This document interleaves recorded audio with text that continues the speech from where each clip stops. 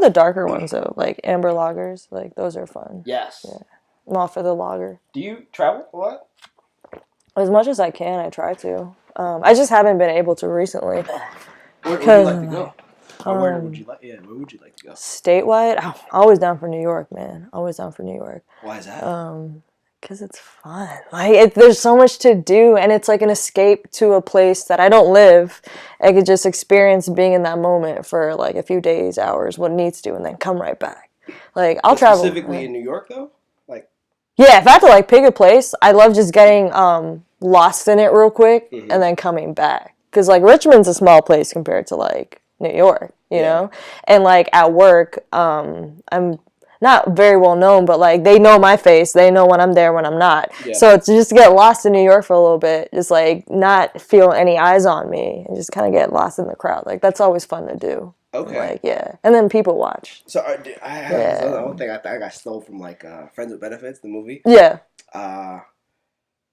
There's no more feeling than alone rather than in a big crowd. And then when you're that's not and that feels wrong. good. Yeah. It does. It does. I don't mind it. Sometimes you just want to be by yourself, but not be by yourself. Exactly. Like I like get me in my own space, but like at least I want the comfort of knowing there's like people out there. You know, that's ideal. That's ideal. Yeah. Okay, let me intro you. And this is a good intro. Okay, let's do it. 3, 2, 1, go. Welcome back to the Catch Up with Bryan, Sumo, Sumardi, where I feed my curiosity by meeting some cool ass people. Today, I have Koshila. I don't know how to say your last name. Ratnayake.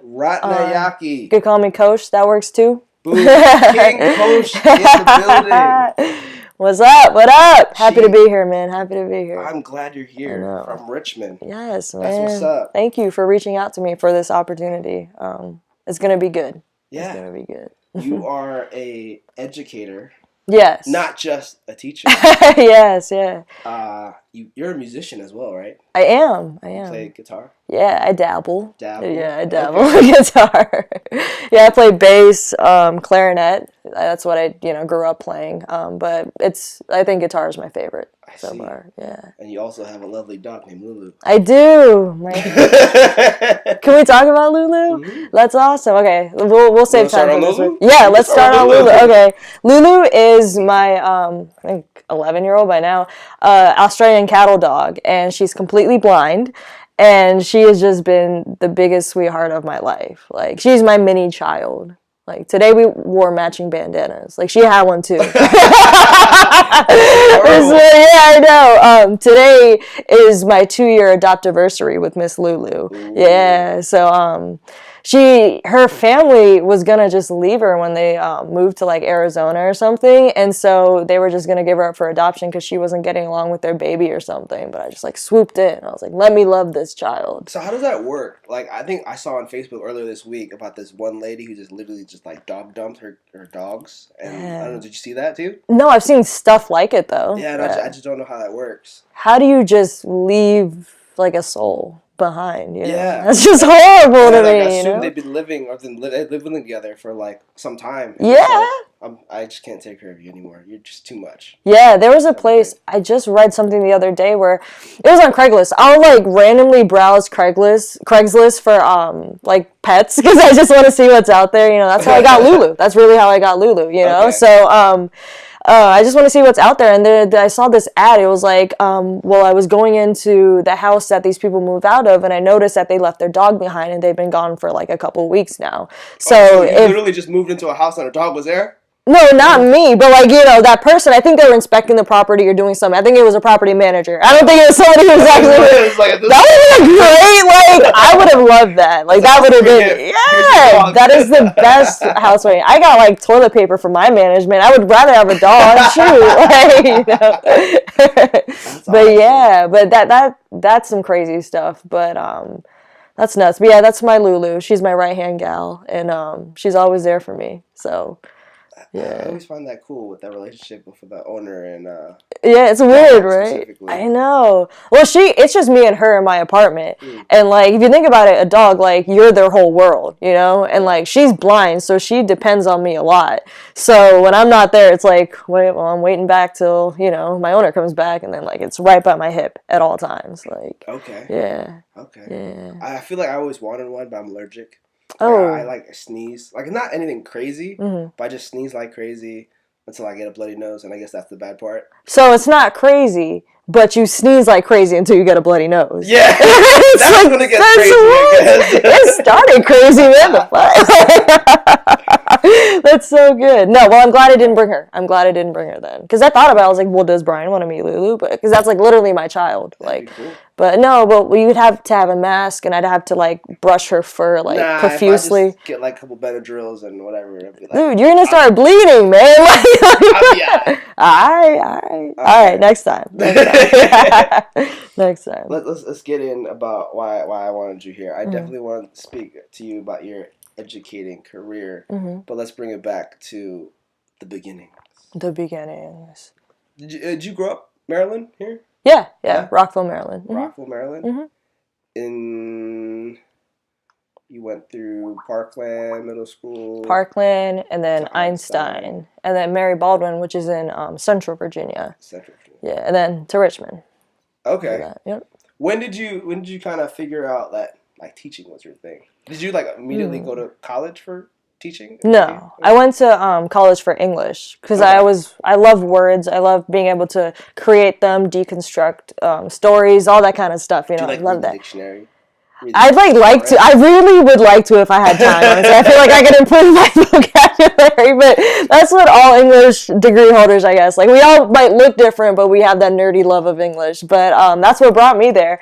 But what really got me onto teaching was my tutoring experience, actually, in Title I low-income schools. I started in one middle school, Peabody Middle School, which is just shut down. Okay. I tutored 6th through 8th graders, and then now in Richmond, right? This was in Petersburg, which is like 30 miles south of Richmond. Okay. So I would commute. Yeah, I would still live in Richmond. I would commute down there and stuff. Gotcha. And like just building a bond with them that focused on mentoring kids through academics is really what I was like, oh my gosh, like if I could reach a whole classroom, you know, with the stuff I'm doing with these kids. I mean, these kids were passionate. I had them on business calls. I had them doing business plans. Like, they're 6th graders, man. Like, they had a detailed business plan, and I helped them through it. And like, they were so ambitious. They started a book drive, you know? And like, this all came from my one job of tutoring. And I'm like, if I could plant an educational seed in one child and have it manifest to this degree, I'm trying to reach as many kids and people, not just kids, you know, as I can. So that's what really put me on to teaching. So, yeah. And that was while you were in college? So as a student, you had that job? Or no. When I was in college, I tutored like other college kids, like at the writing center. Yeah. But this was like last year. Like, yeah, this was like last summer-ish, and like last February to last summer. Okay. It's like, yeah, and that's when I was like, you know what? Like, fuck it, let's be a teacher. Like your first job too? Like, you just immediately like tutored in college and then... Tutored in college, did a lot of like restaurants, did insurance. Like, I'm still licensed to sell all types of insurance, so... I don't represent anybody, but yeah, I did insurance. But then I was like, after insurance, I kind of had like a self-defining moment. I was like, do I want to be the insurance salesperson? Like, no, I don't. Like, you know, and I had dreams. Job. Yeah, just like a busy body type of deal, right? Is it just a paycheck, or like, do I have my heart in it, you know? And I thought real hard, like, okay, if I'm going to make insurance work, I want to be a financial advisor, like do the big things up in New York, like, you know, do stocks and like estate planning, investment banking, that kind of thing. Yeah. And then I was like, oh, I hate math. Like, why would I do that? Oh my God, that's like horrible. And so I kind of, when I was like, all right, let me get back to what I enjoyed doing and what I was really good at. So let me put this English degree to use, because I paid a shit ton of money for it. And like, let me put my tutoring use in college to use, you know?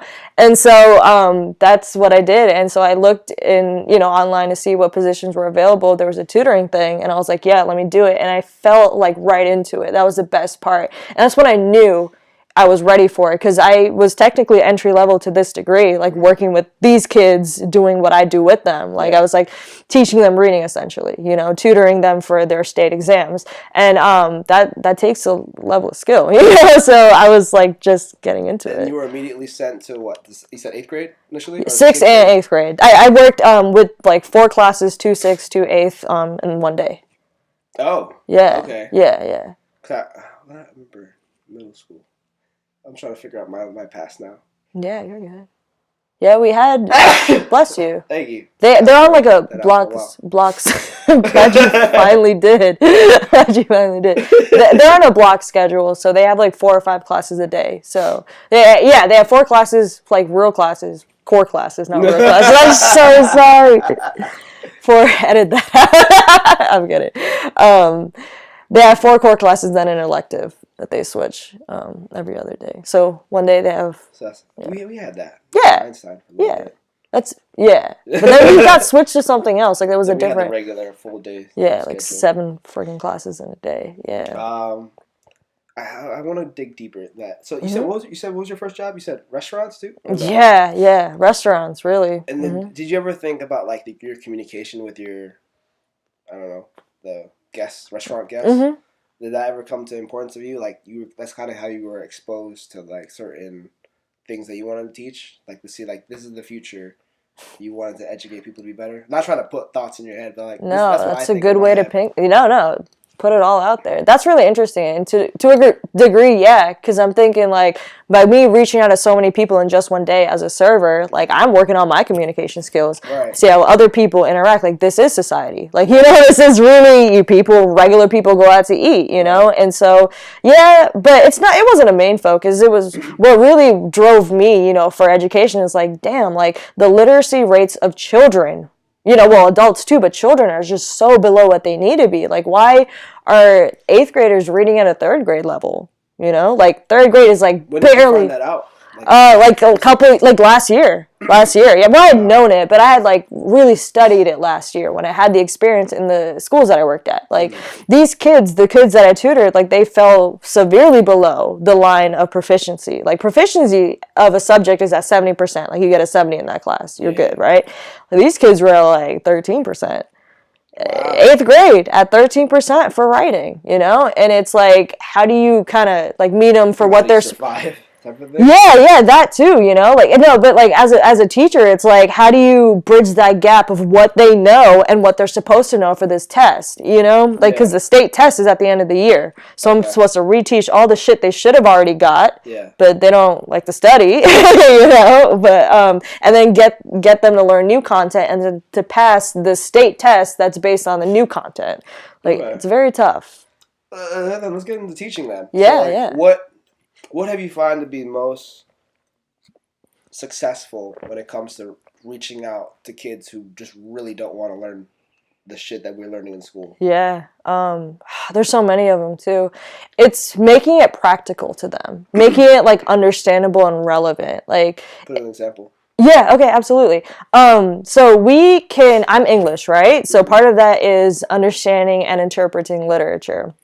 In my class, we haven't done anything about Shakespeare, anything about the great poets that we learned, like the classical poets or like anything like that. Shoot, we like did Langston Hughes, but he was just a basic. What we did is we found relevant material because my kids from the hood, they don't get Shakespeare. Yeah. They don't understand the concept of Hamlet. And they can't grasp modern English. How are they gonna get old English? They're gonna be like, ye what? Like ye old what? Like what?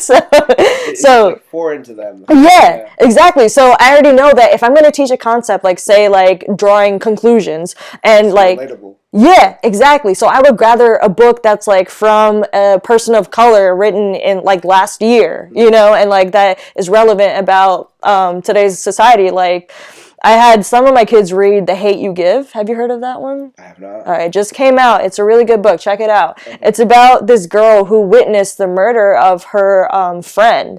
And they're both black. She lives in the hood, but she goes to a really nice school on the other side of town. Yeah. And that's some relatable shit, you know? Yeah. And it's not just generic because you see it in society. Yeah. This man was unarmed. He was shot by police, right? We hear that narrative constantly. And I brought that into a literary perspective.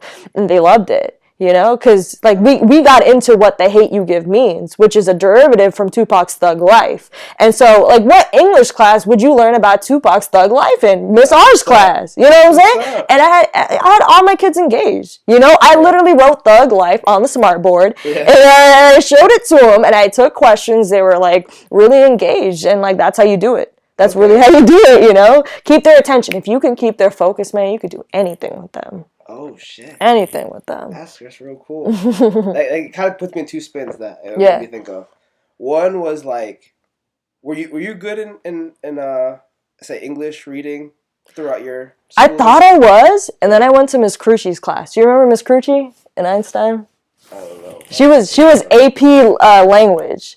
I was honors kid. Oh, okay. Like I don't. Honors kid. Okay. Like, AP is like. I'm not ready for this. You could have done AP though, man. I could have. Yeah, that's what I'm saying. Like, I was like recommended for it, but then I was like, I can't compete right now. Not in the mood to compete. No. Like, I understand honors. Like, just give me like the basics, and then I'll work my way up to it. Yeah, I feel you. Well, honors ain't basics though, man. You would have been in regular for a bit. You were like elevated in honors. That's a big deal. I don't know. To me, in the past, like honors was on level, and type of like regular was.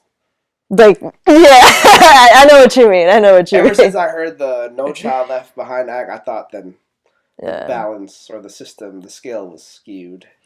Yeah, I completely agree with that, and that's like a whole nother educational issue. Mm-hmm. You know, that's like a lot of teachers have multiple opinions on that. But dang, yeah. Where were we at? We were talking about something. I was just even getting into like the background of how you teach. Yeah, that's right. I'm sorry. You were good at your English reading career.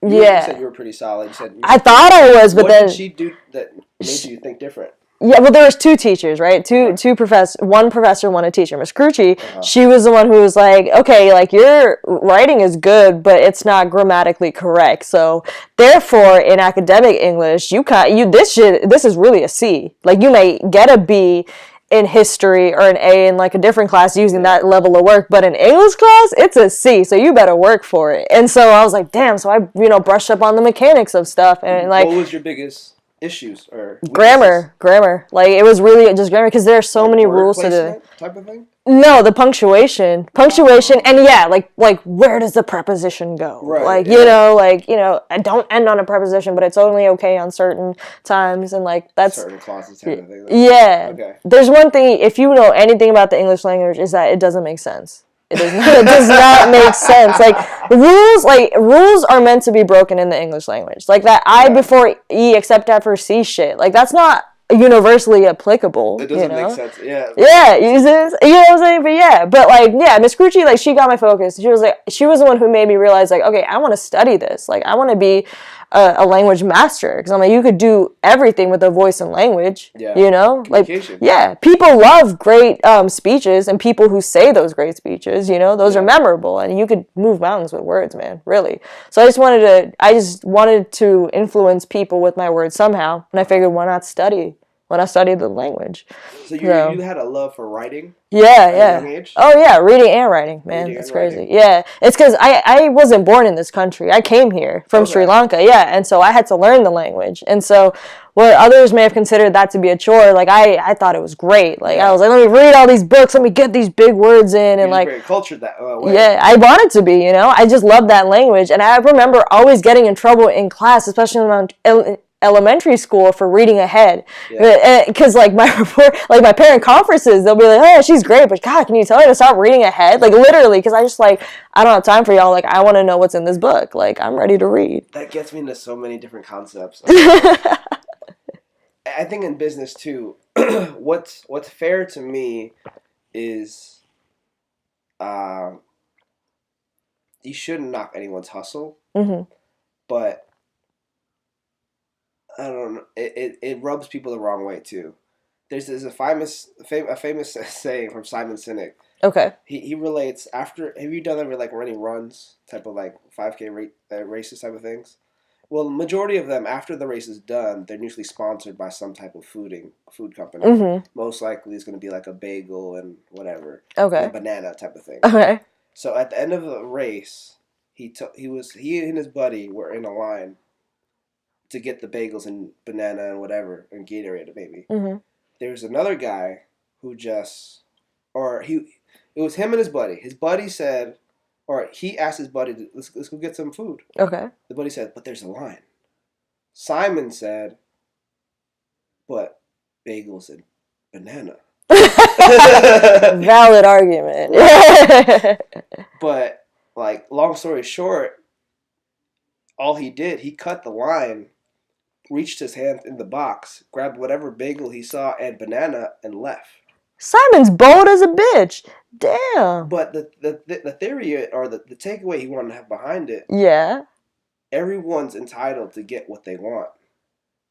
You just can't knock anyone's hustle because what his friend was thinking was that he would get like ridiculed, he would get accused of certain things, but as long as you don't hold up the line, you get what you need. Even because the people in line had choice, they get to choose. They had more time with the bagels, like what's really good, what they wanted, if they want to get it toasted or whatever. Simon just came in, got what he needed, and deuced out, and left. So they both got the goal that he wanted. Maybe the people in line may have thought it was more like honorable, like more prestigious in their food or whatnot. Mm-hmm. But Simon just wanted his bagel. Basics, his bagel and banana. Right. And that's what he talks about afterwards, after he tells the story. And I think of that same thing with like schooling. Yeah. When you said that you got in trouble for reading ahead. Like, why would you ever right? fault someone for trying to better themselves? Right. And that's one thing I learned very early on as a teacher is like, if a kid's going ahead, you don't stop them. Mm-hmm. Especially for me in English, I'm like, oh, you can't read too much. The fuck? Like, you know? What do you think about allowing that student, if they're reading ahead, to help you teach the class? I'm not in the way that they like stand up with you. There's a mental model that I also think of by a fighter named Ken Shamrock. Okay. He calls it the plus minus equal. And with the plus minus equal, it's always having someone who's above you. So in the case of a student who's reading ahead, he has you. Yeah. He or she has you as a teacher who's more knowledgeable. Yeah. He has equals, other students amongst themselves who are his peers, right? His peers, but his peers who are on his level who are also reading ahead if he finds them. Yeah, if he so chooses. Yeah, you'll find a couple in a classroom. Yeah, for sure. And then if they can work together, it's like, oh, I really like reading, or I read what this and this meant to me in terms of critical thinking, and then the plus minus, those minus people are the kids are underneath them, right? But then those are the kids you should have an entitlement to teach them. Yes. To make sure what you learn is cemented in your body or in your head. Right. And then that kind of model makes me feel like that makes a lot of sense to make yourself better in a way. I totally agree. Yeah, so you have competition with others. Right. You're teaching others, and then you're also learning. Yeah. I think with those three things, that's successful. But I guess I'm with that. Your thoughts on that. No, I'm with that. And I really like that. You have just implanted that onto my mind.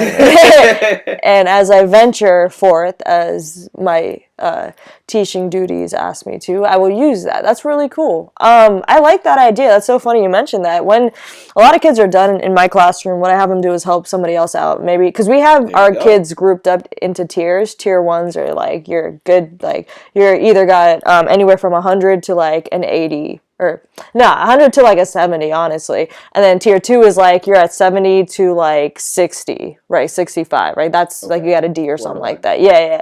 And then like your tier 3s are like the below ones, the ones that you really need to get a tutor into, like extra homework, extra remediation, like anything you need to get them up to speed. So when those tier 1 students, those A students, when they're done, they're just on their phones, you know? So they have phones in high school or middle school? Like, bruh, who does not have a phone at my school? But then they let them like play on it? In class, like college? No. It's funny. Like, you'll learn that the students you work with don't always listen to what you have to say and won't obey your rules. And you don't always have an administration that supports you in those endeavors. So, yeah, sometimes they slip through the cracks. But what I do is to minimize that, obviously, I either make them, like, organize all the stuff I need to organize, or if they want to do extra work, I let them do extra work, or, like, I have them help their neighbor, or, like, a tier 1 student, or a tier 2 or 3 student, and like to get them up to speed and finish the assignment, because the idea is like to keep your brain moving, or at school your mind should not just whittle away in a game that isn't going to help you, because I'm all for technology in the classroom, used the right way to educate, just not be on Facebook. Like, look, Miss R, get in the Snapchat with me. Why is your phone out? Like, there have been many live videos. Like, oh, Miss R, I heard you on live telling Denasia to put her phone away. Yeah, that was me. And you were on there in her class? Really? Like, yeah. I'm telling you, our kids are bold. Our kids are very bold. Like, look, I teach in the hood. Yeah. Like, I taught in the hood. So it's like, these kids are something else, man. They will step to you, like, they'll step to anyone. Yeah, man, it's crazy. Like to me, it's so, like, shocking. It is, yeah. I've been normalized to it. That's really it. Yeah, because I guess you work with them all the time. Yeah. Thinking, like, I'm not scared of them, so it's like, I know you wouldn't be either, but like that, they could get, like, really overwhelming sometimes. Like, they're, like, crazy kids. Like, well, I'm just thinking, I'm more shocked at the technology part, like. With the phones and everything? Well, like, to go live, like, we didn't have that growing up, and then think about kids doing it now, like 13-year-olds. Like, look at my teacher, and I'm up there, like, giving a lecture, or like showing a demonstration, or writing on the board, or like reading it, like, aloud, and I'm like, really?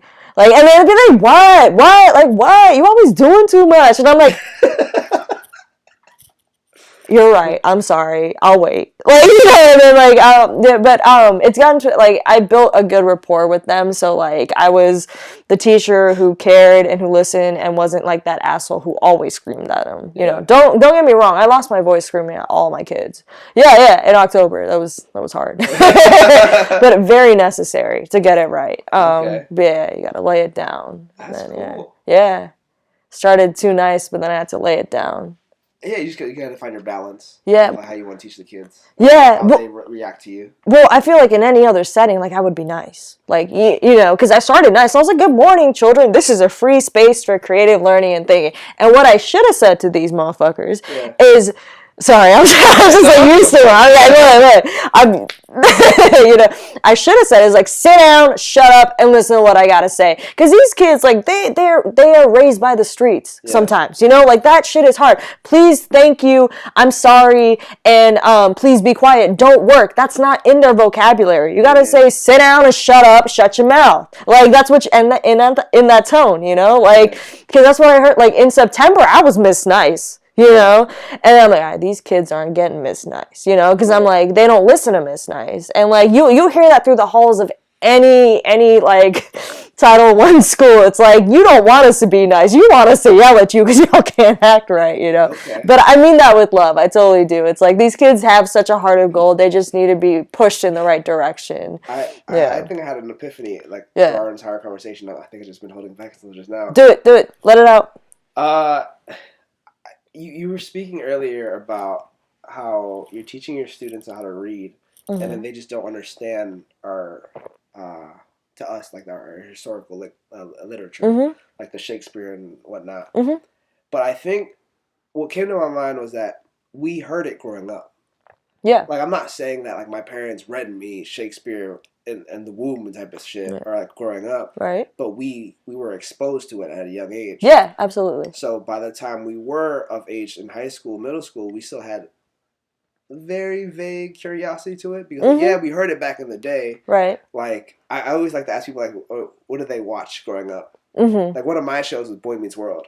Yeah, that was fun. There were a lot of life lessons in Boy Meets World. Right, like, I learned. I can't believe I learned so much from that. Yeah. But then I think nowadays they don't have that kind of shows. No, they aren't as good as they used to be. Yeah. And then what I related to what you just said was that they don't respond to "Good morning, children," because they never heard it before. Yeah. They respond to, "Hey, sit down and shut the fuck up. Yeah. For mama. Right. So it's like, oh shit. Man, yeah. Is she my mom? Yeah, It's that natural instinct. Right. It's that familiar ring and voice and tone and words. Like, yo, sit down, get in, you know? And like, don't get me wrong. I'll be like, come here, sweetheart. Like, you know, they need them. Mom would do that too. But sometimes they don't. And that's what they need, though. Because at the end of the day, no matter how rough these kids are, and believe me, there are some really rough kids out here. Like, believe me when I've heard the most vulgar things, seen the most vulgar things. And these are only 13-year-olds. Well, one was 15.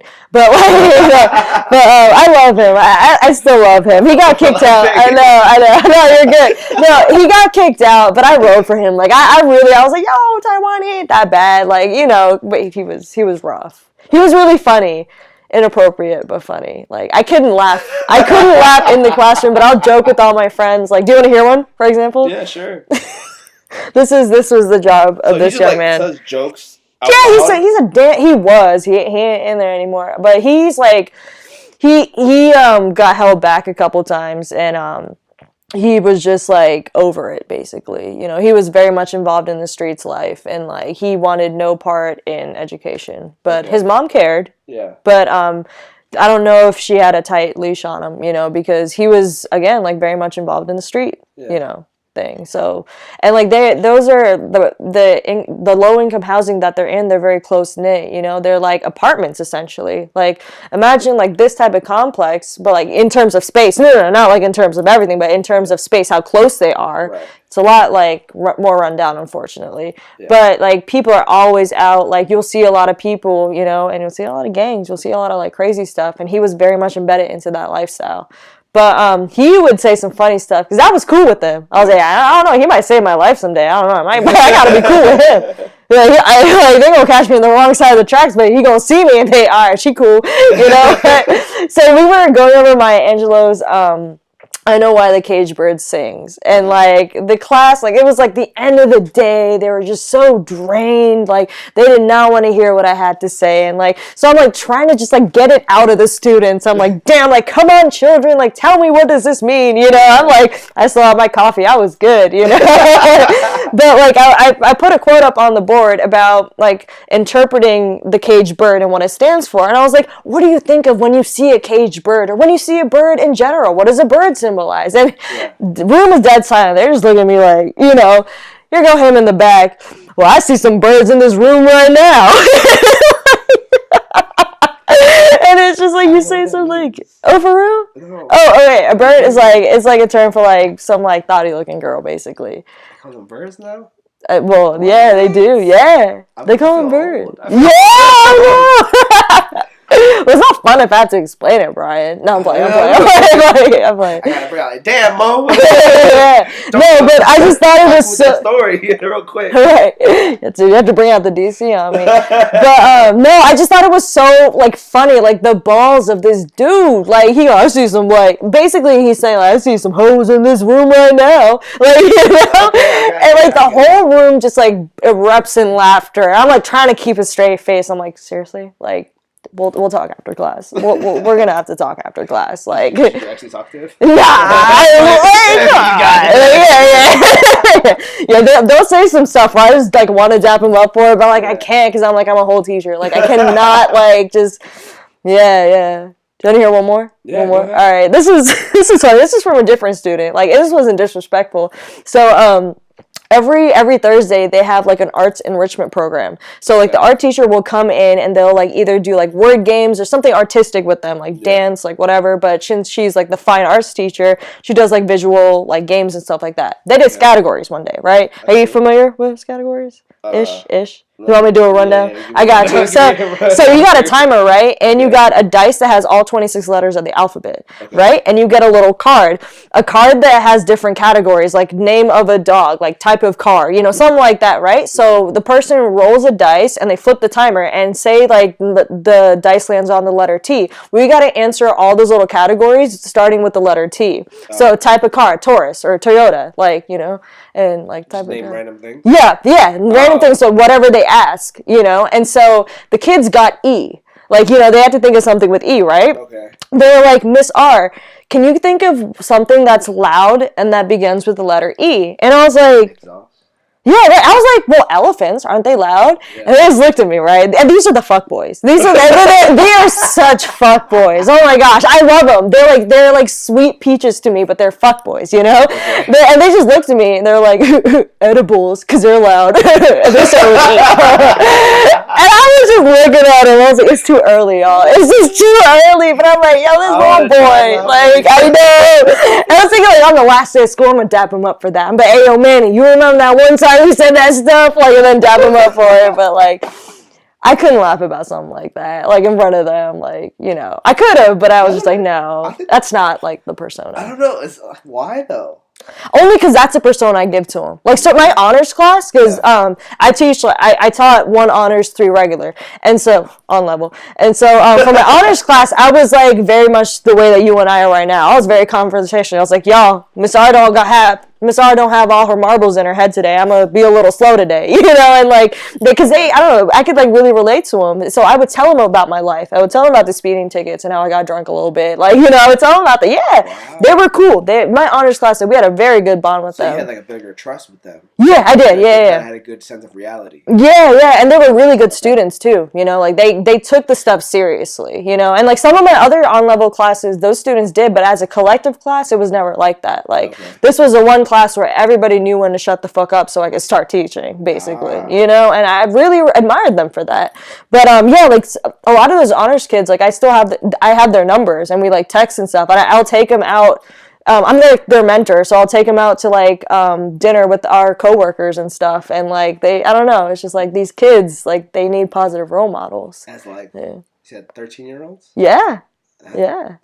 We took them to B-dubs, like, after their tennis match, like, and, like, my coworker and I got a bucket of beer, and we were like, all right, well, y'all can't drink this, like, you know, and, like, it was very casual. It's because, like, they, like, were their mentors, you know? I wouldn't do that with all my kids. Right. Of course not. I wouldn't do it in an academic setting, of course, but they love me. I think that there's something key about that, too, right, when you're talking about that. It's like, there's a key in authenticity. Yeah, I agree. The only way... I think a key thing that you do with your kids is that you speak on their level rather than wanting them to speak your level. Yeah, absolutely. I think just with that understanding, you can reach out to a lot more people. I completely agree. Yeah, because most teachers, and don't get me wrong, I admire anybody who gets into this profession, because it takes a lot of guts and a lot of like high blood pressure scares to like stay in this job, you know? It's very stressful, and I'm not even talking about just in the classroom, all the extra shit we got to do, but like, unfortunately, a lot of those people, they think that, okay, well, I'm teaching the content, like they need to be on the level that I think of, and like, I make that mistake all the time. Like, I teach reading to kindergarten and first graders. I'm like, why do you mean you don't know how to spell the word what? And like, you know, like, but they're kindergartners. They're doing 3-letter words, you know, at the rate, well, W-A-T. Yeah, right? And I'm like, why don't you know these? And like, they'll be like, you're moving too fast, like, blah, blah, you know, and I have to scale it down because they tell me that, you know? Yeah. And I feel like I would feel like an asshole if I just kept going. And that's what happened in the beginning of the year, because I thought my 8th graders were a lot farther than they were. I'm like, I'm gonna teach them some 8th grade shit. Like, let's go. Like, you know? And so first couple of days, they're like, all right, what is this packet? Like, I don't know, you know? So I was like, okay, instead of just like forcefully failing you because you don't get this content, like, let me scale it back to what you're at. So I had to pull worksheets from 6th grade, you know? And like, yeah, it's really bad, man. They're at 13%. I told you this. Like, you know? So, and then I got to teach them that kind of stuff, and they know it for the most part. Yeah. Like, if I point it and they can identify an error, they could do that, but they don't apply it into real life, and that's the issue. Like, they might be okay at taking tests, but they can't apply that stuff to real life. And what's the point if you can't? It's like, you're really big on critical thinking. Absolutely. Critical thinking is everything to me, man. Then what? Like, I think I really... in hindsight, I hated that as well. Like, really? My middle school. Why? Why? Because it's like, why can't this be the answer? And leave it at that? Or like... Yeah. Yeah. I wasn't a big fan of math, but I liked the concept of math. I can't stand math. It's because it's like 1 + 1 is always 2. Yeah. It can't be 2.5 ever. Right. It's always fucking 2. Yeah. To it. Right. And there's no right or wrong. But when you think of critical, like, to me, when I think critical thinking, what I didn't understand at a younger age was that I couldn't decipher the book said the sky was orange, but outside right now is blue. It doesn't make sense. Yeah. Why is there two answers? Yeah. Because when you said the sky is orange on a normal day, it's like, that's not. No, you're wrong. Right. Because when you look up to the sky, it could be gray from clouds, but it's covering the blue sky type of thing. Yeah, but it's never orange. Well, it could be if the sun sets. Yeah, you know. But so maybe the sky is orange, Bryan. Shit. You know? Yeah, we were right. Our English teachers were right. Like, I'm playing. Yeah. I think that's crazy. I think, like, again, you know, I think that I get what you're saying, but I hope I could clear that up by saying this, that the way we were taught critical thinking isn't necessarily reflective of how we apply it in real life. Like, for example, in English, and I could honestly only speak for English. I don't know any other core classes like that, really, you know, just my English. But, you know, when we teach critical thinking, we call that making inferences, right? Drawing conclusions based on what we see. And so, like, hand-to-hand with science. It does. It totally does. Yeah, absolutely. But, like, you know, when we teach that, we do it through the medium of books. So it's like they have a sentence, like, the sky looked gray, and it's like, damn, what connotation is gray? Like, what does it represent? Like, that's, like, only the medium we use to, like, teach that skill. Mm-hmm. But kids don't get that. Like, they're like, the kids, especially the kids that I teach, they're just like, well, what, like, why does it gotta, you know, what does that matter? But I'm like, that's how I felt. Yeah, totally. And I totally get that, because to a certain degree, I felt that too. But it's, like, not just about why the sky is gray. It's like, let's start questioning things. Let's start asking questions. You know what I'm saying? Like, why the sky gotta be gray? Like, what, is there a meaning? Was that deliberately placed there? Like, or is that just a fucking accident? Who knows? And it very well could have been the author just wanted that shit to be gray. But it's worth at least asking a question about. Yeah, I didn't understand that at a younger age. Mm-hmm. You don't No, I'm still chilling, man. All right, yeah. cool. Go ahead. Reload. Yeah, go ahead. Again, I'm still chilling. I don't know. Like, that's crazy to me. Yeah. Because I think I really got enlightened when I realized I got to a hard point. And that was, I want to say, the time where I transitioned from being a restaurant manager to becoming a personal trainer. Two different mediums. That's awesome. Yeah. Yeah, because I think just growing up, I just wanted a job. I worked at, like, cashier. Then I went to, like, I learned a little bit in the cook, and then they kind of just like, okay, you kind of basically know everything. Right. Now I'll teach you all the managerial stuff. Yeah. And then I kind of was like, oh, this is cool. I get to meet people and whatnot. I get free food here and there. That's always a plus. Like, no matter anywhere, I think about, like, I should go back to doing that. Yeah. But I think, and I finally became a personal trainer, and my first thing that my manager told me is like, go. Go? Yeah. Go and do what? Exactly. Do what? Like, literally just go. Yeah. And I was like, okay. And I walked around. I was like, okay, I'm still getting paid for this. Yeah. And at that time, it was like minimum wage is okay. And I was like, all right. After like maybe an hour, I was like, maybe we should ask him, what should I do now? Yeah. And at that point, it was just like for the entire week, he said the same thing for like 3-hour shifts. Like, just go? Yeah. Go and talk to people. Yeah. Cool. And then I think that's an awesome manager. Shit. Just go. Yes, absolutely. You ain't gotta tell me twice. Like, right, because I think for me, like, I thought, like, okay, if I wanted to make money, I know I get commission. I have to sell myself. Or I have to sell my training. Or sell the training path. Like, it's still a product you gotta sell. But I didn't know, like, our pricing. I didn't know the process. I didn't know what to do. And at that point, I was like, I'm just gonna fucking fail here. Damn. And that's what he meant by just go. Just go and do your shit, dog. You know, wow. Damn, that's rough. I can't imagine. I go through this with all my other personal trainers that I talk to, whoever started a commercial gym. That's the point where I was like, I have to ask questions. Yeah, absolutely. Absolutely. Because he basically gave me the bottom fundamentals of what I needed to do was go. Yeah. Go. And that was it. Go. That's literally all you need. Like, what does that mean? Like, you know, yeah. Right. And then in order for you to keep going, you have to ask questions. Yeah, absolutely. So then I did ask those questions, like, all right, what do I do when they want sessions? What do they do when, how do I take payment? Or how do I, like, just speak about my packages and whatnot? Right. And it was just shocking to me now that I think about it. it's like it was meant to be. It was meant to be. And another thing that I've been learning about was the 80-20% principle. Have you heard of that? There's so many 80-20s. Which one are you referring to? I'm referring to the one that I'm drawing a blank.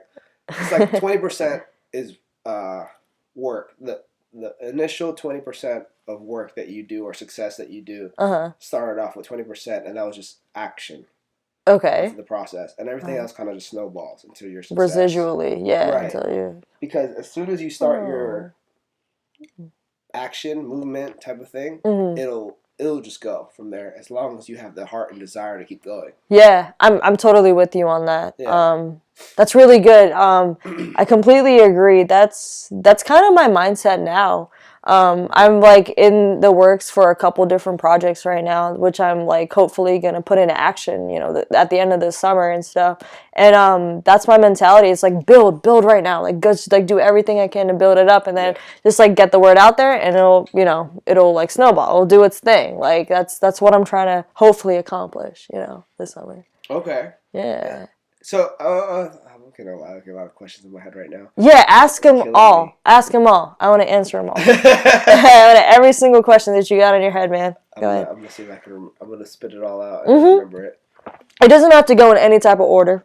Like it's all good. I wanted to get into music with you. Sure. What are you currently listening to?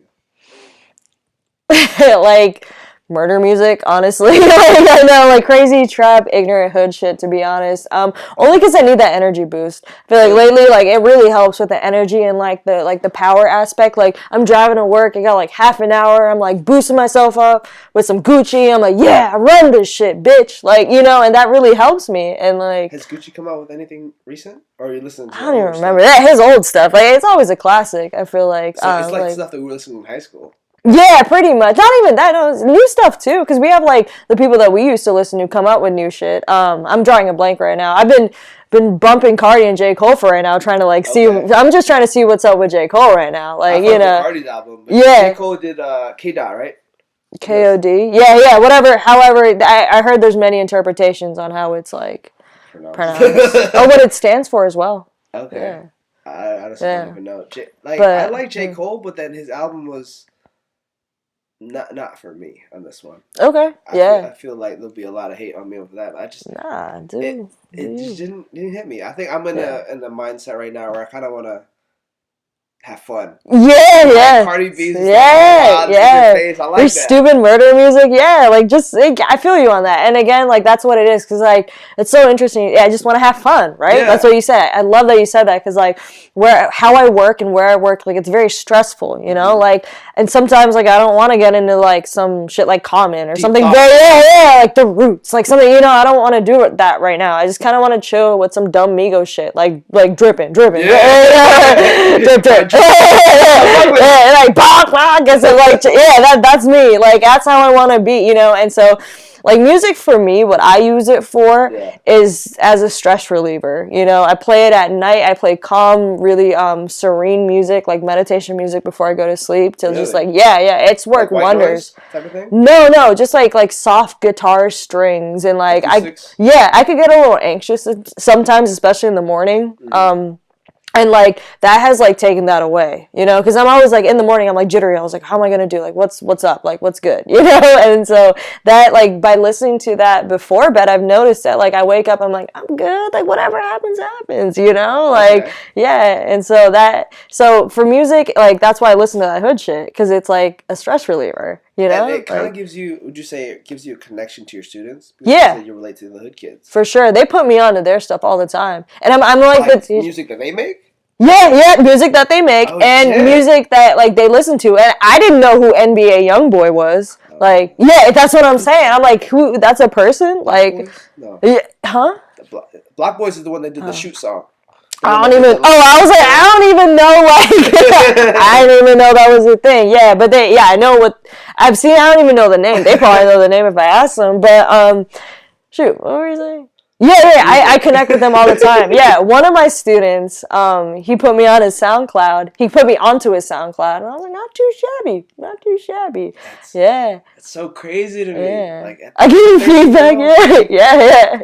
It's like, yo, that's some fire ass bars you got there. Yo, kind of, yeah. There's some stuff he could definitely develop, but he sounded pretty good. Like he had a good flow. But and what are they talking about? Well, that's honestly like they talk about their reality and like they see the drug dealing. Yeah. That's what they rap about. They see like taking care of their mom. That's what they want to do. Yeah. That's what they rap about. I don't really rap about school though. So I don't know what that says, but they rap about the stuff that they see and they want to emulate, and which is the flashy shit, the hoes, the drugs, whipping work, all that stuff, Whipping work? Yeah, like just like they're selling drugs. Yeah. Oh. Well, I don't know if some of my kids are, but they see that around, so that's what they rap about. Like, I gotta sell drugs because I see my uncle doing it. I need to support and take care of my mama. Like, that's that mentality if they have that. I think that goes another thing with education too. Like, I'm thinking about that now. Yeah. Because, like, I'm going into creating my own personal training. Okay. That's what's up. But the only reason why I'm doing it is because I just got fed up with how I was getting paid or the structure process. It was either always changing or it was never consistent, or I just didn't like having my name under someone else's name.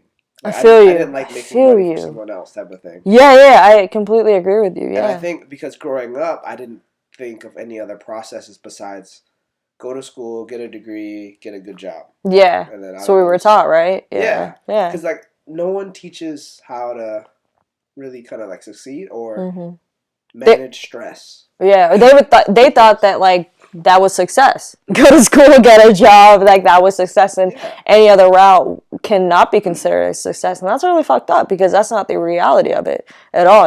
I know so many people who didn't go to a traditional 2 or 4 year college who are making way more money than I am as a degree holder or like any of my other friends, stuff like that. So I'm like, why is this not implemented? Because I strongly believe that college is not for everybody. Like the 4 year college thing, like that's not for everybody. Why isn't trade schools a thing? Like why isn't like business taught in high school so kids could open their own business by the time they get out of high school? You want to talk about how you want America to be all small business and all that stuff, have our own buyer people, but you don't give us the skills we need to. And that's part of my goal as an educator is like teach them the skills, not like the concepts, if that makes sense. Like I'm not teaching my kids Shakespeare. I'm teaching them to draw conclusions and question everything that they know at all times. To say like to think for themselves. Yeah, absolutely. Because they're gonna come across so many people who are gonna try to take advantage of that. Yeah. And I tell them that every day. I keep it like really shit with all my kids, honors and on level. I'm like, there are gonna be people who are gonna take advantage of you. People who are more educated than what you got going on. They're going to get you to like, a lot of my boys want to be basketball players, right? Football players, And I'm like, and they refuse. I feel you, and I always support that. I'm like, yeah, hell yeah, look at you running down the field. I'd be coming out to some games. I'd be coming out to the basketball games. I do that, But, I know they're passionate for it, but I tell them like, okay, you're struggling writing this paragraph right now because you're not trying to put forth the effort. I know you could do it, but how you read. Like you're struggling to read right now, but you're not putting the effort. So I'm like, so if you sign a contract, like what are you not going to read it? You're just going to sign it? Because what if it like says in the real fine print that your manager gets 50% of your profit? Yeah. So you going to sign that shit? No, 50%, that's half. No. Exactly. But you would have signed it because your ass ain't read everything, And I say it like that, That's real. Yeah. And then they kind of like, oh, okay, Miss R. So they'll pay attention for the next couple of days. And then like it's the cycle again. Yeah, it's like a cycle. But that's my thing. And like that's why I kind of reverted back from 8th grade to kindergarten through 5th grade is like my kids can't read. Reading is everything in this world, man. Like being able to be literate, especially like if you're trying to compete with people who have gone to Harvard and all that kind of stuff, which you can do. They have the mentality from it. They just don't have access to the resources. Like if you could fucking learn to read or write and count your numbers, like that's the basics. Just like the basics, everything else you want to do, like pursue your passions, you could do that as long as you like know how to read or write to the point where anybody else can't take advantage of you or kind of like trick you into thinking a certain way, then you're good. That's all I care about, Okay. Yeah, it's more than just learning how to read or write. If you're good and can be an independent thinker, that's all I care about. Like, for me. To speak about your kids in the hood kids, you should say. Mm-hmm. Do you see a lot of depression type of stuff? Yeah, absolutely. As kids as young as like 13, 12, 13.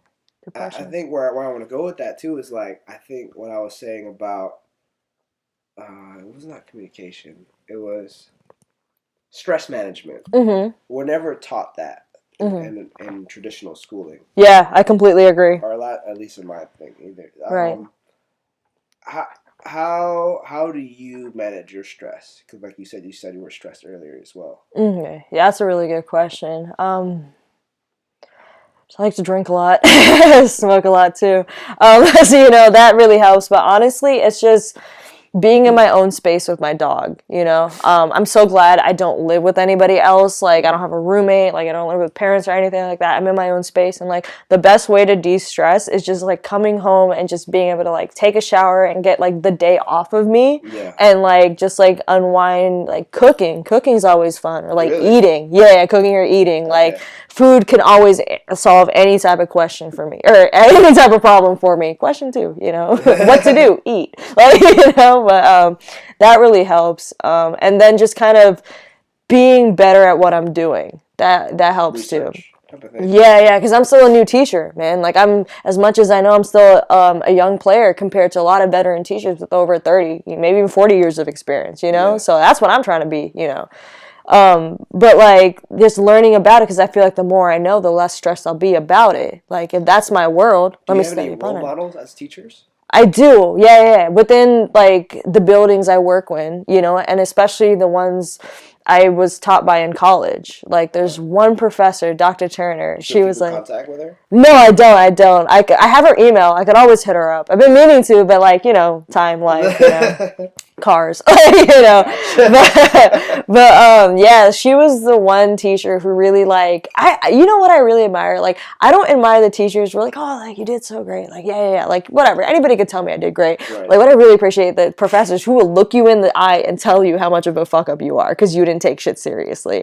And that's what Dr. Turner was. And like, and she, don't get me wrong, she was great. She was really nice, but when I type it, she would comment on our papers, like edit and stuff, and she would write so many equations. She would write, this is sloppy. You can do better. Like, that kind of stuff. And like, was she a math teacher? Or? No, she was literature. She was she was literature. So I took her. Equations on your literature? No. She wrote sloppy. Like, literally, like the word this is sloppy. Yeah. Like, do better. Like, she would underline my topic sentence or my transition word and write, this is sloppy. You can do better. And I'm like, like, I was offended, but I'm like, thank you. Because I think that really made me critique myself as a writer. Yeah. And now I consider myself a very strong writer, And like, I've always admired her ease of like how she taught. Like, she was such a worldly person. Like, she went to Oxford, for undergrad and graduate, and she has a doctorate from like Oxford too, and like born and raised in England, so she has the accent, and I'm like, that's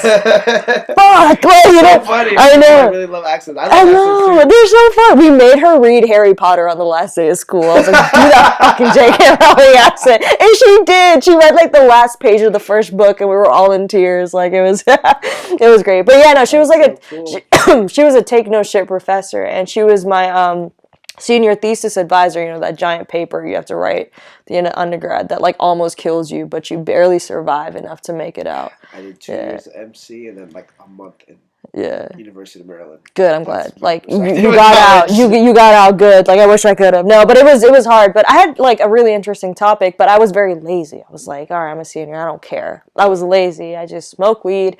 I like didn't care. I watched Netflix, didn't take it seriously until like I handed her this rough draft that I did so bad in. Like, I made simple grammar mistakes and I had a weak argument. Like, and my stuff was all over the place, and like she almost made me cry. Like, she was just like, this is ridiculous. Like, you have made a mockery of this entire assignment, of what I've taught you, and you can do better, but you just deliberately chose not to put forth your best effort. And I was just sitting there like, yo, like, I'm 21 years old right now, and you were just schooling me like you're my fucking mom. Like, but I took it.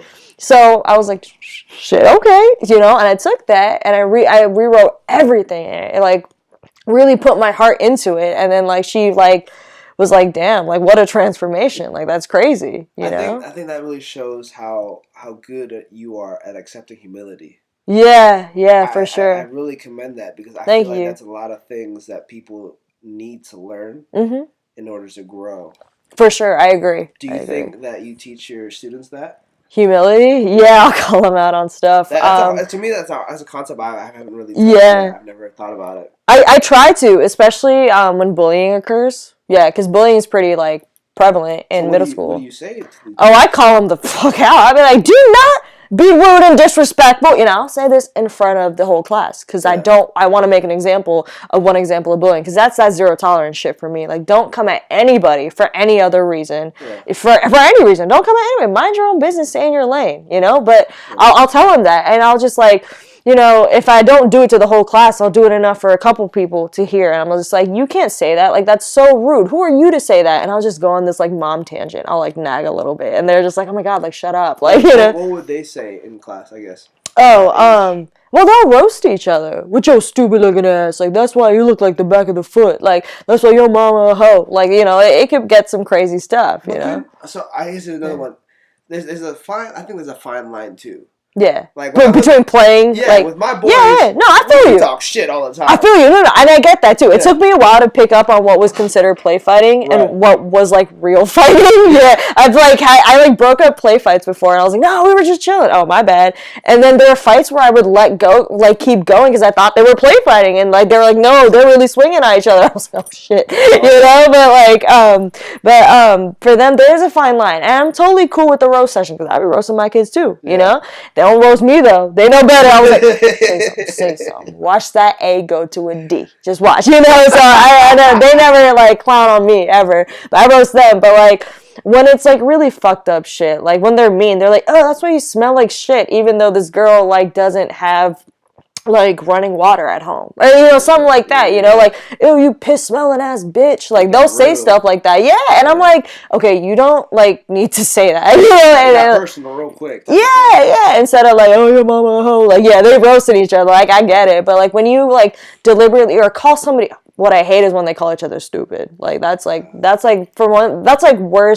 than like the F word being screamed out in my class. Like I would take that over them calling each other stupid because like they take that to heart, you know, and they really start thinking that they're stupid, and then they start clowning around and they don't, and like they're already so at risk. Is like you try to hold on to that as much as you can, and like again, all I do is just call them out on it, just like, you can't be saying that, like that's so rude, why would you do that, like, you know. And then I make them think about like how it makes the other person feel. It's all about mindfulness, right? Like teaching these kids how to be mindful of their actions. Wait, so you just said you asked them how they think the other person thinks?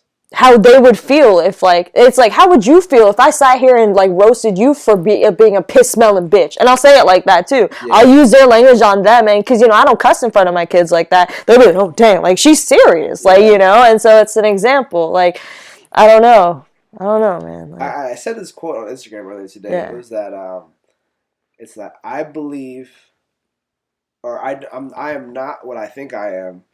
I am not what you think I am. I think I am what you think I am.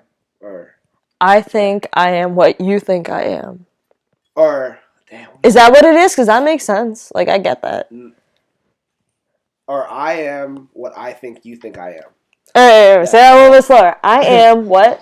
I am what I think you think I am.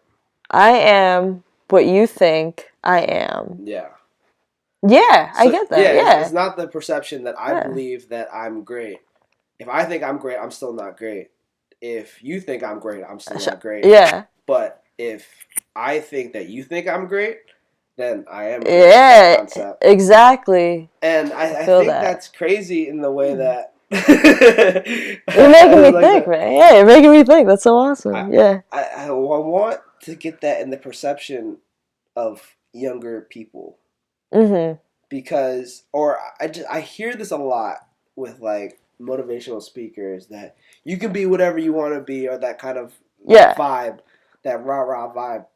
But that's not true. Right. And then when people say it doesn't matter what you think, it's all about what people think, that's also not true. Mm-hmm. I feel that. It's the ego, I believe. Mm. And it's the same thing when we think about social media. Because me coming from the fitness industry, we're very vain. Yeah, right. Our looks. Sure. But then I've come to realize that it's just, I only feel acceptance if I feel like you accept me. Yeah, if you think I look good, right? Yeah. Right. If I know you think I look good. Yeah, because like, okay. For majority of the fitness industry that I believe, they all look great. Yeah. But they don't feel they look great because they feel that other people don't think they look great. I got you. So they're always critiquing because they're trying to be liked, right? But they're not critiquing off themselves. They're critiquing off others. Yeah, what they're saying. And that's crazy to me because that's when the point where you get like eating disorders. For sure. I think that's where like depression comes from too. It's thinking about what other people think of them. Right. And I think when it comes to like the adolescents or just the youth, it's, I don't know what it is. That's what they do though. Even in my situations, that's what they do. And I think, is it like appearance for sure? Yeah. But intellect as well. Yeah? Yeah. So like when you said like stupid. Yeah, they'll be like yeah, like they if one gets done really fast and they look over and they're like the other kid's still struggling because he's a tier 3 student and he's sitting next to a tier 1, he'll be like, oh, that's why you stupid, he's slow, that's why he, I'm like, don't be calling no one slow, he's just taking his time. I be taking my time. I just kind of set it straight off the bat. But oh my gosh, like their peers' acceptance and like positive perception of themselves is what they go for, basically, and like it's messed up because all these little girls were running around like they like to get their hair done, right? They like to put their little weave in, they like to put their edges down, like Yeah. I had a kid. Are you ready for this, Bryan? I had a kid who like missed her state test because she had an appointment to get her hair done, and like her mom wouldn't move it. What? So she took it on the makeup day. And I was like, there's got to be a consequence. Like, that's crazy. But they were just like, no, just let her do it. No, man. I'm like, seriously? And I told her, I was like, don't, what? The fuck? I literally said it. I looked at her, I was like, what? Like, you have a hair appointment on your SOL and you're going to do your hair looks fine. Like, what are you talking about? No, I'm sorry. My ends are nappy. I got to get this weave in. I got these braids in, like, blah, blah, blah, And, like, that is what they value because, like, that's how they're judged in their community, man. And, like, that is clearly is above their academics, for them, like, how they look and how they carry themselves is how is their worth and how other people deem them worthy. So they're not really keen on learning, like, testing material if that's not the focus, quote unquote. Yeah. And again, that's only some of the kids, A lot of them, like, some of them don't give a shit either way. Like, so they'll wear their hair out all natural, like, do what they want to do. Okay. There'll be some vain kids who would rather do their hair than take a test. I think that stunned me. It blew you, I know. And like, at young of age too, like maybe like senior year high school, I can like, all right, whatever. Right. I feel like that's where it's like peaking. I think that's like I feel like sometimes after that was us though. But I've noticed that these kids and the generation below us, they're rapidly maturing. Like, I think it's because of technology. I think technology has forced them to mature. Like, the way that we learned, it was very, like, step by step, I think. Yeah. Like, systematic. Yeah, right. And it was, like, very paced. Like, we took 12 years and like, in school, we paced what learning should be. But these kids are learning app coding in middle school. Yeah, that's real. At Parkway Magna Middle, yeah. Like, they're learning app coding, robotics, like, aeronautical engineering, shit in space. Like, like, they're learning that at 6th grade. Like, I'm trying to think of what classes we had, even in high school, that came remotely close to that degree. I remember it was like a computer tech class where we learned, like, Microsoft Word. I'm saying, right. And you wouldn't even, you would just go on MS Paint. Like, that's what I would do. I wouldn't even really, what I'm saying? But these kids... Yeah, exactly. Like, when YouTube just started out too, what I'm saying? But like, these kids are already at that level. They are at the level we are now, even possibly beyond it, Like, so it's, for me, it's like, okay, I kind of get why they're maturing because they're like, their brain is like getting these like complicated concepts. Like I think like Instagram, Facebook, those are all very complicated concepts, you know, like they understand it quickly. That's what I'm saying. And like old people, they struggle with it. Like we like our brains didn't work at that level, you know. We like read books, we played outside, like, you know, we did stuff that didn't necessarily involve a lot of like brain activity, you know, like, you know what I'm saying? Just acting on impulses rather than or like playing sports. Critical thinking, yeah, that's what I'm saying. Critical wrinkling, that too, you know. But yeah, that's what I'm saying. And like that's what I get it. Like I don't agree with it for like all of it, because these kids be acting grown, but I totally understand why they think ahead of how we did, you know? And isn't that the whole point of evolution, though? I mean, if you believe in it, like, you're supposed to, like, you're supposed to evolve, like, get better, quicker, faster, smarter with every, like, generation. And that's what we're doing, you know? Whether we like it or not, that's what's happening. Yeah. I didn't think of that exact way, but then I think that's right. Yeah. It's one theory, you know, out of many. But I think my biggest worry is that, like, did you ever have a quarter life crisis? Yeah, I had one like this morning. Yeah, what's that? Yeah. Yeah, so, like, the thing about that. So to say that the youth is speeding up in maturity, you could think that our quarter life crisis could happen at 13, 15 years old. Yeah. And I think from my experience in the military, I found there was a lot of depression. Yeah. Suicides, that kind of thing. Right, and of course. That was in that age range between 20 and 25. Yeah. And to think about now that children are maturing at a faster rate, that they could be seeing that at a younger age as well. They could, yeah. Which is possible, yeah. They're already exposed to a lot of crazy stuff, like my kids. And I think about, like, damn. I'm thinking about a rapper now who just, like, OD'd recently. Avicii? No, he's not a rapper. He's like... He's a DJ. Yeah. Who OD'd? I feel bad not knowing this. I mean, I don't know. Was it Pump? No. Was it Pump? Mm-hmm. I want to say Lil Pump. No? He didn't die. Lil Pump's still... He's still there? Yeah. Was it Zan? No.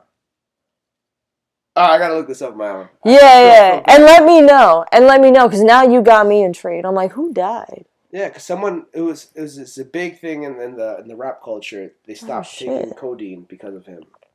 Oh, damn. Because that's what he OD'd on. Yeah. I don't know. I have no idea. We'll look into it, though. Yeah. Yeah, for sure. On that one. Yeah, for sure. Talk about the culture and just catch up. For sure.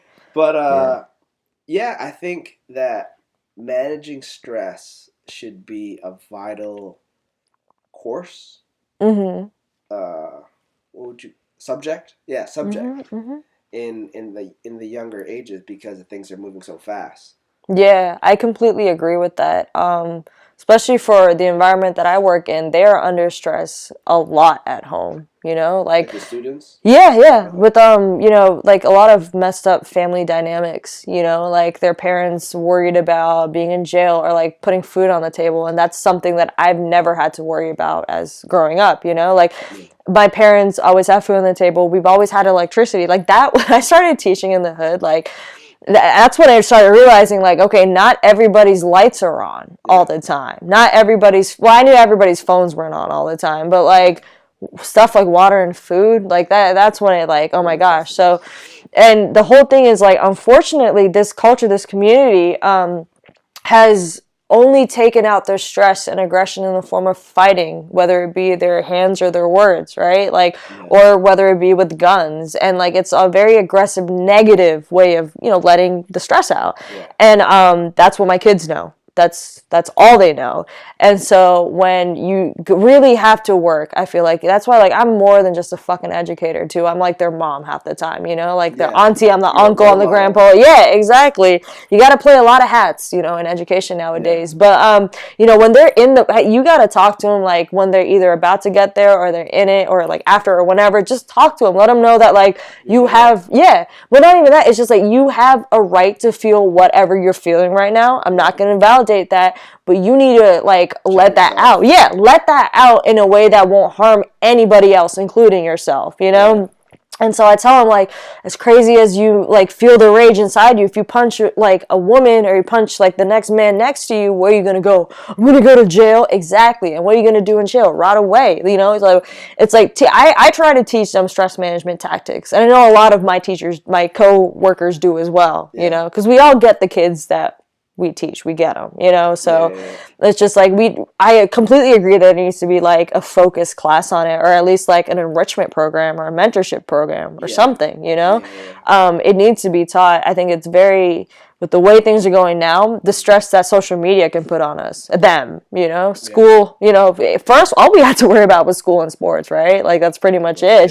They got to worry about social media. Like, they got to worry about, you know, all these other different factors that were never at play for us, you know? And so, like, even for kids, politics is becoming huge, you know? And, like, it wasn't that big to us. Like, didn't really give a shit about American politics when I was growing up. I do now, because it's like, really? Yeah, this is me. That's all good, man. People like their interests, right? Yeah. But, I mean, these kids, like, you got kids protesting, you know, gun violence, and they're kids. Like, can you imagine the stress that comes from leading a national protest after being shot at? Like, that's, like... How many of those have you, like, been through or, like, seen? Like, the shootings? I've seen, not the shootings, but then I see a lot. Because I work in D.C. Yeah. I see a lot of... Maybe in the past 6 months, I saw at least 3. 3 what? Student walkouts. Like, they left school and just walked. They were walked out. Wow, you saw it. That's awesome. You got to see it.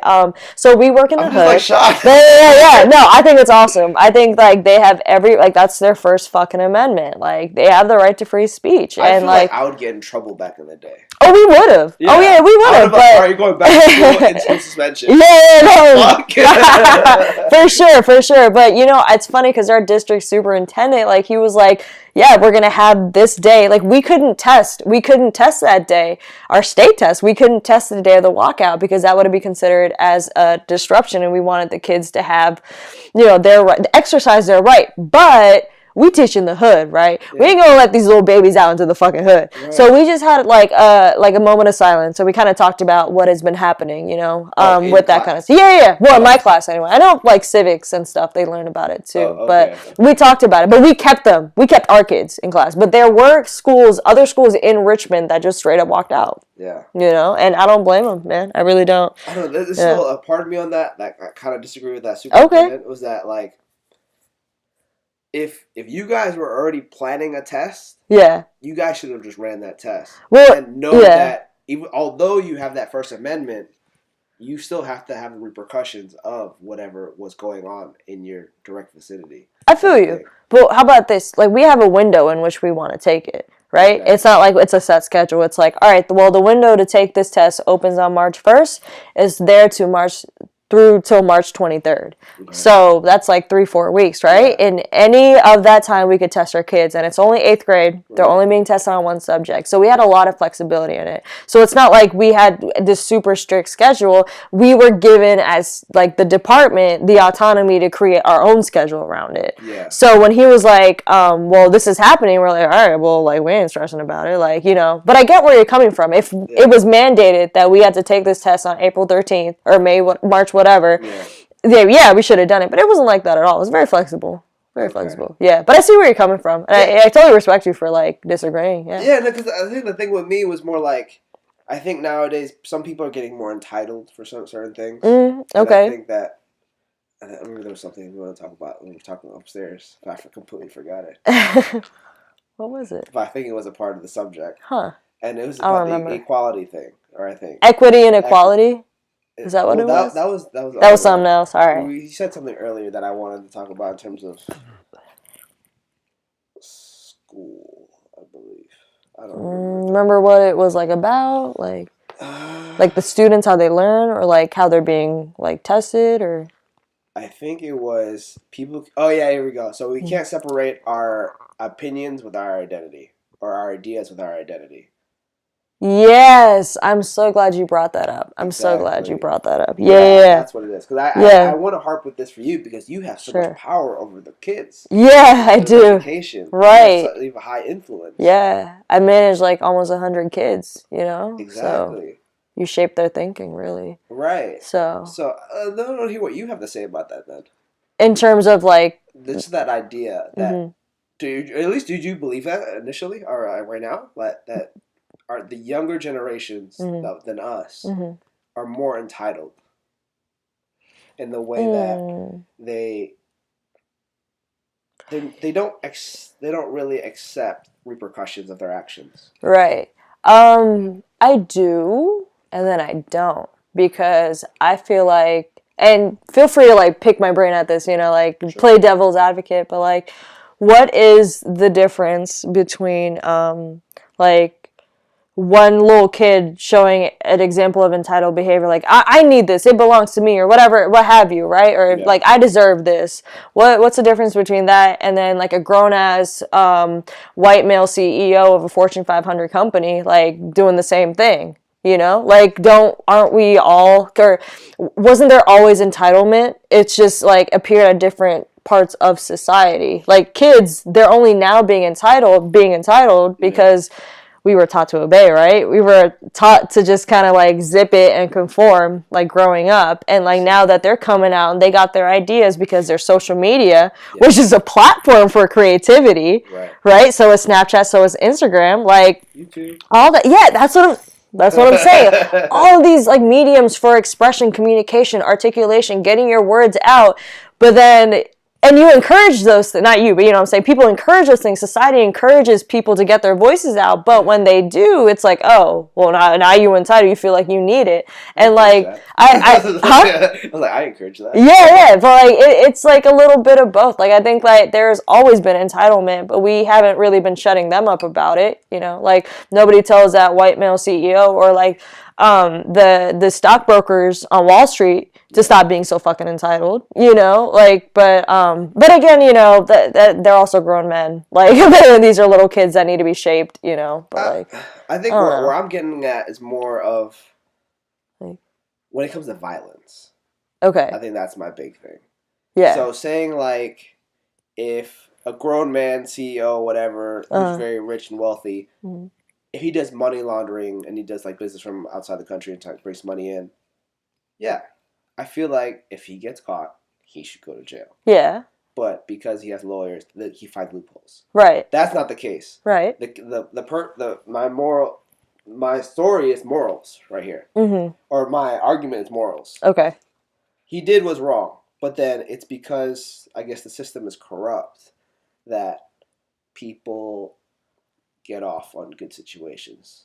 Like you could weasel their way around it. Like kind of to put in perspective, like the Bill Cosby story. Like just now he's getting convicted of something he did like 30 years ago. Alleged rapes. Right. I can't really say because I don't know for sure. And then I believe he admitted to it. He did? Yeah, I believe he did admit to it, but again, verify that for me because like I've been hearing multiple things. I didn't want to say anything because I don't know. Right. It can't be confirmed either. Right, for sure. But that was the overwhelming majority is that he was. Okay. Yeah. I mean, but I don't know. Yeah. Don't quote me. Don't quote me. Same thing with R. Kelly. Yeah. Yeah. No, I see what you're saying. Yeah. Right, but I think the kids nowadays, it's like, do you hear from the kids about like Jake Paul and his antics? Oh, they don't listen to no Jake Paul, man. No. They don't. They like these kids are straight like from the hood. Like they don't communicate with, for the most part, with any other race but their own. Like this is African American. Yeah. Okay. Yeah. There's maybe like one white girl in all of 8th grade, and I had her. Yeah. Okay, that gets me to another subject. Yeah. Go ahead. Yeah.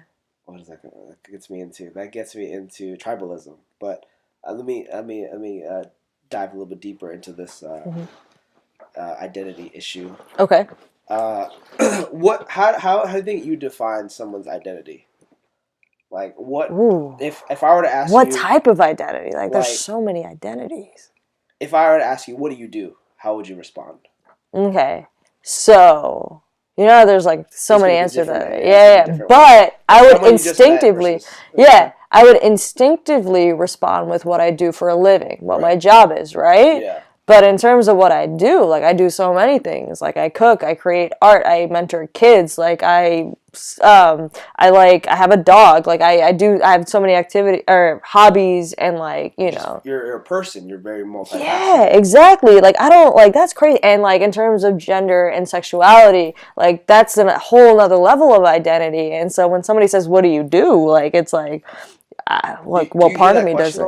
What do you do? Yeah. Yeah, I do. You do? Yeah, because I'm in such a really. I just feel like that's a common question, but I just don't get asked. Really? No, I feel like especially because I'm a new face in the elementary school that I work at, so they see me pushing a cart full of books and stuff. And they're like, "Well, what do you do?" And I'm like, "Oh, I'm here to teach reading," like, you know, and stuff like that. But like, that's what I go to. Like, what do you do? Or like, when you're like meeting somebody, a potential date, when they ask you, "What do you do?" Just go for the education. Like, I don't know what else. Or you want to be as simple as possible, type of thing. Like, you don't want to dive deep on meeting. Well, not even that. I'm totally cool with diving deep. I'm totally cool with that. But it's just like that's that instinctive response without even asking to clarify. I immediately say, "Well, I'm a teacher. I teach reading and English, all that fun stuff." You know, so I don't know. We've been conditioned, I think. Yeah. We've been conditioned. Yeah. Like, for me too. Like, whenever I go out and just like start conversations, and I guess when I do hear that question, I pause. Really? You pause? Okay. Yeah. Because I get right into it. I'm like, it's like word vomit. It just comes out, like, you know. I don't know. For me, that's the part of humility that I just don't know how to express or just articulate, because I feel like I've been told a lot that people appreciate me of the things that I've done, but I'm like, I was just like curious. I was just acting on my emotions. Like, what you were acting on your emotions for what you wanted to be, like, as a career, or like, what do you mean, like? Yeah, well, in that way, kind of. So like, I thought military was cool. I liked the thought of organization. I really liked the thought of brotherhood. Yeah, and that close, tight knit family, because my background is that I don't have a very strong family background. Okay, so I like that. Yeah. I like the thought of adrenaline rush in terms of just like being so gung ho, Marine Corps, just being very instinctual, right? Being animal about certain things, right? So I tried the military. Everyone loves food, as you said. Yeah. Did you enjoy the MREs? Like, did you like that? I'm talking about restaurant. Oh, yeah, I was about to say, like, did you like the MRE? Like, I've never met. No. You are the 1% that likes the MREs. Oh, sorry, keep going. I survived off of that. Oh my gosh. Thinking that. All throughout high school, I dabbled in sports. Yeah, there was track, football, wrestling, volleyball. Yeah, I remember you as a wrestling guy. Yeah, for sure. Right? Was that you? Yeah. Yeah, I was gonna say, like, wait, that was you. I remember Bryan, the wrestling guy. Like, that was a thing. Like, I did that for like only 1 year, I think. But that 2 years. That was like the permanent, like, all right, Bryan, the wrestling guy. That's what impressions. Yeah. Impressions and football, right? You did football. Yeah. Okay, football and wrestling. Okay. Yeah. It's all coming back. I just dabbled in things when it came to like the things that I like to do. Right. I was like, I never really saw obstacles. That's what I like to say. That's what's up. Cool. It's just that I knew where I am. I knew where I wanted to be. And whatever was in my way, I just had to get through it to get to where I wanted to be. I feel that. Yes. Pound it. Yes. Like, that's the mindset I'm on now. And it took me a while to realize that, though. But it's so crazy. Like, you just spoke to my, like, mindset right now. Like, that's exactly what. I don't, like, for me, since it was so instinctual to me to be that way, when I have friends or just people around me who don't think that way, I don't know how to explain myself. Yeah, because it's so simple for you, right? Yeah, What's so hard about just do it? Yeah. Whenever I think about Nike, it's like, just do it. Just do it. Yeah, that's right. That's how you live your life. Yeah, go. That's you. Yeah, you go. You go. Like, that was... You're the go guy, yeah. I just don't understand, like, and I think when I had a previous job, where I would come in and then my manager would be talking shit about his manager, or another coworker would be talking shit about that manager, and then someone would just be talking about like a computer being fucked up, and I'm just like, well, improve it. I mean, I feel like a dick saying love that. it. Oh, they just spent their entire life just ranting to you, and they're like, okay, well, so get it fixed. Like, Like, in my head, I'm like, yeah. You could just, this whole time, you could call like IT, talk to someone else to get it fixed, or at least get someone else in trouble to get it fixed. Right. Or you could be doing something better, or moving on to your next job. Exactly. There are always options, right? Just do something. Yeah. And I don't know, like, again, this is always, I always have to play it down because I don't want to seem like a dick. Mm-hmm. But it's just facts. Yeah, I feel you, man. You're in control of I can manifest my own destiny. Right. Type of thing. Yeah. And I feel like you're trying to teach that to your kids too. I try to live that life, man. Like, you know, I think, like, for people who are, like, comfortable with themselves to have that type of mentality, like, because I think your mentality comes for, like, people who have confidence in themselves, right? Like, they know they could do it, so just do it, you know? And so, unfortunately, there are a lot of people who still struggle with even, like, who aren't exposed to that. Yeah, who aren't exposed, or like just don't think that they have it in them to do whatever they're capable of. And I see that every day with my students. Like, they don't realize they're full of greatness. Like, you know, they just got to bring them out. But like, that's that mentality I adopted recently. Like, I landed like my dream job for next year, and I was like, okay, that was like, wasn't easy at all, but like, I did it, you know? That's where you're traveling to. Yeah. I'm going to be teaching in Dubai. Yeah, in August. In August, yeah. Teaching English in Dubai for 2 years. And that's something I've worked on for, like, years, man. It was, like, a whole build-up. I was, like, it was, the whole interview process was so daunting because it's an international teaching job from, like, the Middle East, and they take their shit very seriously, you know? And so, like, I went up to New York for the interview. Like, it wasn't anything, like, over Skype or anything. Like, I met, like, the people from the Ministry of Education there. They, like, interviewed me. It was so scary, man. I thought I fucked up, but I ended up getting the email that said I got the job, and I was like, where you at? Like, you know, yeah, you know. And so, but I was thinking, like, I just, like, pulled my bootstraps up, and like I did it, but I still had that sense of confidence. Like, I had good enough teaching experience where I knew I was gonna land it, you know. And like, some people teaching like English stuff. Yeah, I'm teaching first graders English. Yeah, it's gonna be fun. Yeah, I just get to like play with them. Yeah, I know, and like they're gonna pay me money to just hang out and teach English to first graders. That's gonna be fun. But I was thinking, like, to myself, because you know that critical thinking shit, man. That's what I'm about, right? Like, always trying to find solutions. Like, I think my purpose in life is to identify needs and to provide solutions for them in the English-speaking world. So, like, do you feel like the ultimate feeling of success, or the ultimate feeling of enjoyment, happiness, and that pleasure is to work for others? Or in a way to help others? Or to help others. I don't like to work for others. I don't like that. But I like to help with. I like to help others. Because that's what I do as a teacher, right? I help, like, the kids, and I help their parents. Like, you know, like, parent-teacher conferences are some real shit, man. Like, it's not like little Timmy's doing great. It's like, my husband's in jail, I don't know what to do. You know, that's how, you know, but, like, I'm still there to help in whatever way I can. I think, like, that's my purpose, you know? And, like, that's such a broad term, to help. Like, to help what, you know? I suck at math, I suck at science, I suck at cars, I suck at, like, anything, you know? So, I'm really good at English, so let me focus on that. So right now what I'm doing in addition to teaching is just like building this like educational, like, not movement, but understanding that like a conversation-based education is one of the best ways to go. With somebody you trust, like learning from someone you can have a conversation with, someone you know and can trust, is like the best way you can retain things, you know? Like, you remember what your friends say. You ain't gonna remember what Dr. Hopkins was droning on about, like, in math class, you know? So I think, like, part of that is, like, having tutors be out there more, you know, have that be, like, normal in school. But, like, I identified that need. Like, my experience was like, okay, like, these kids can't read, and now the teacher has to pick up all the slack because this kid can't read. That's not fair, you know? That fucks us up in the head, you know?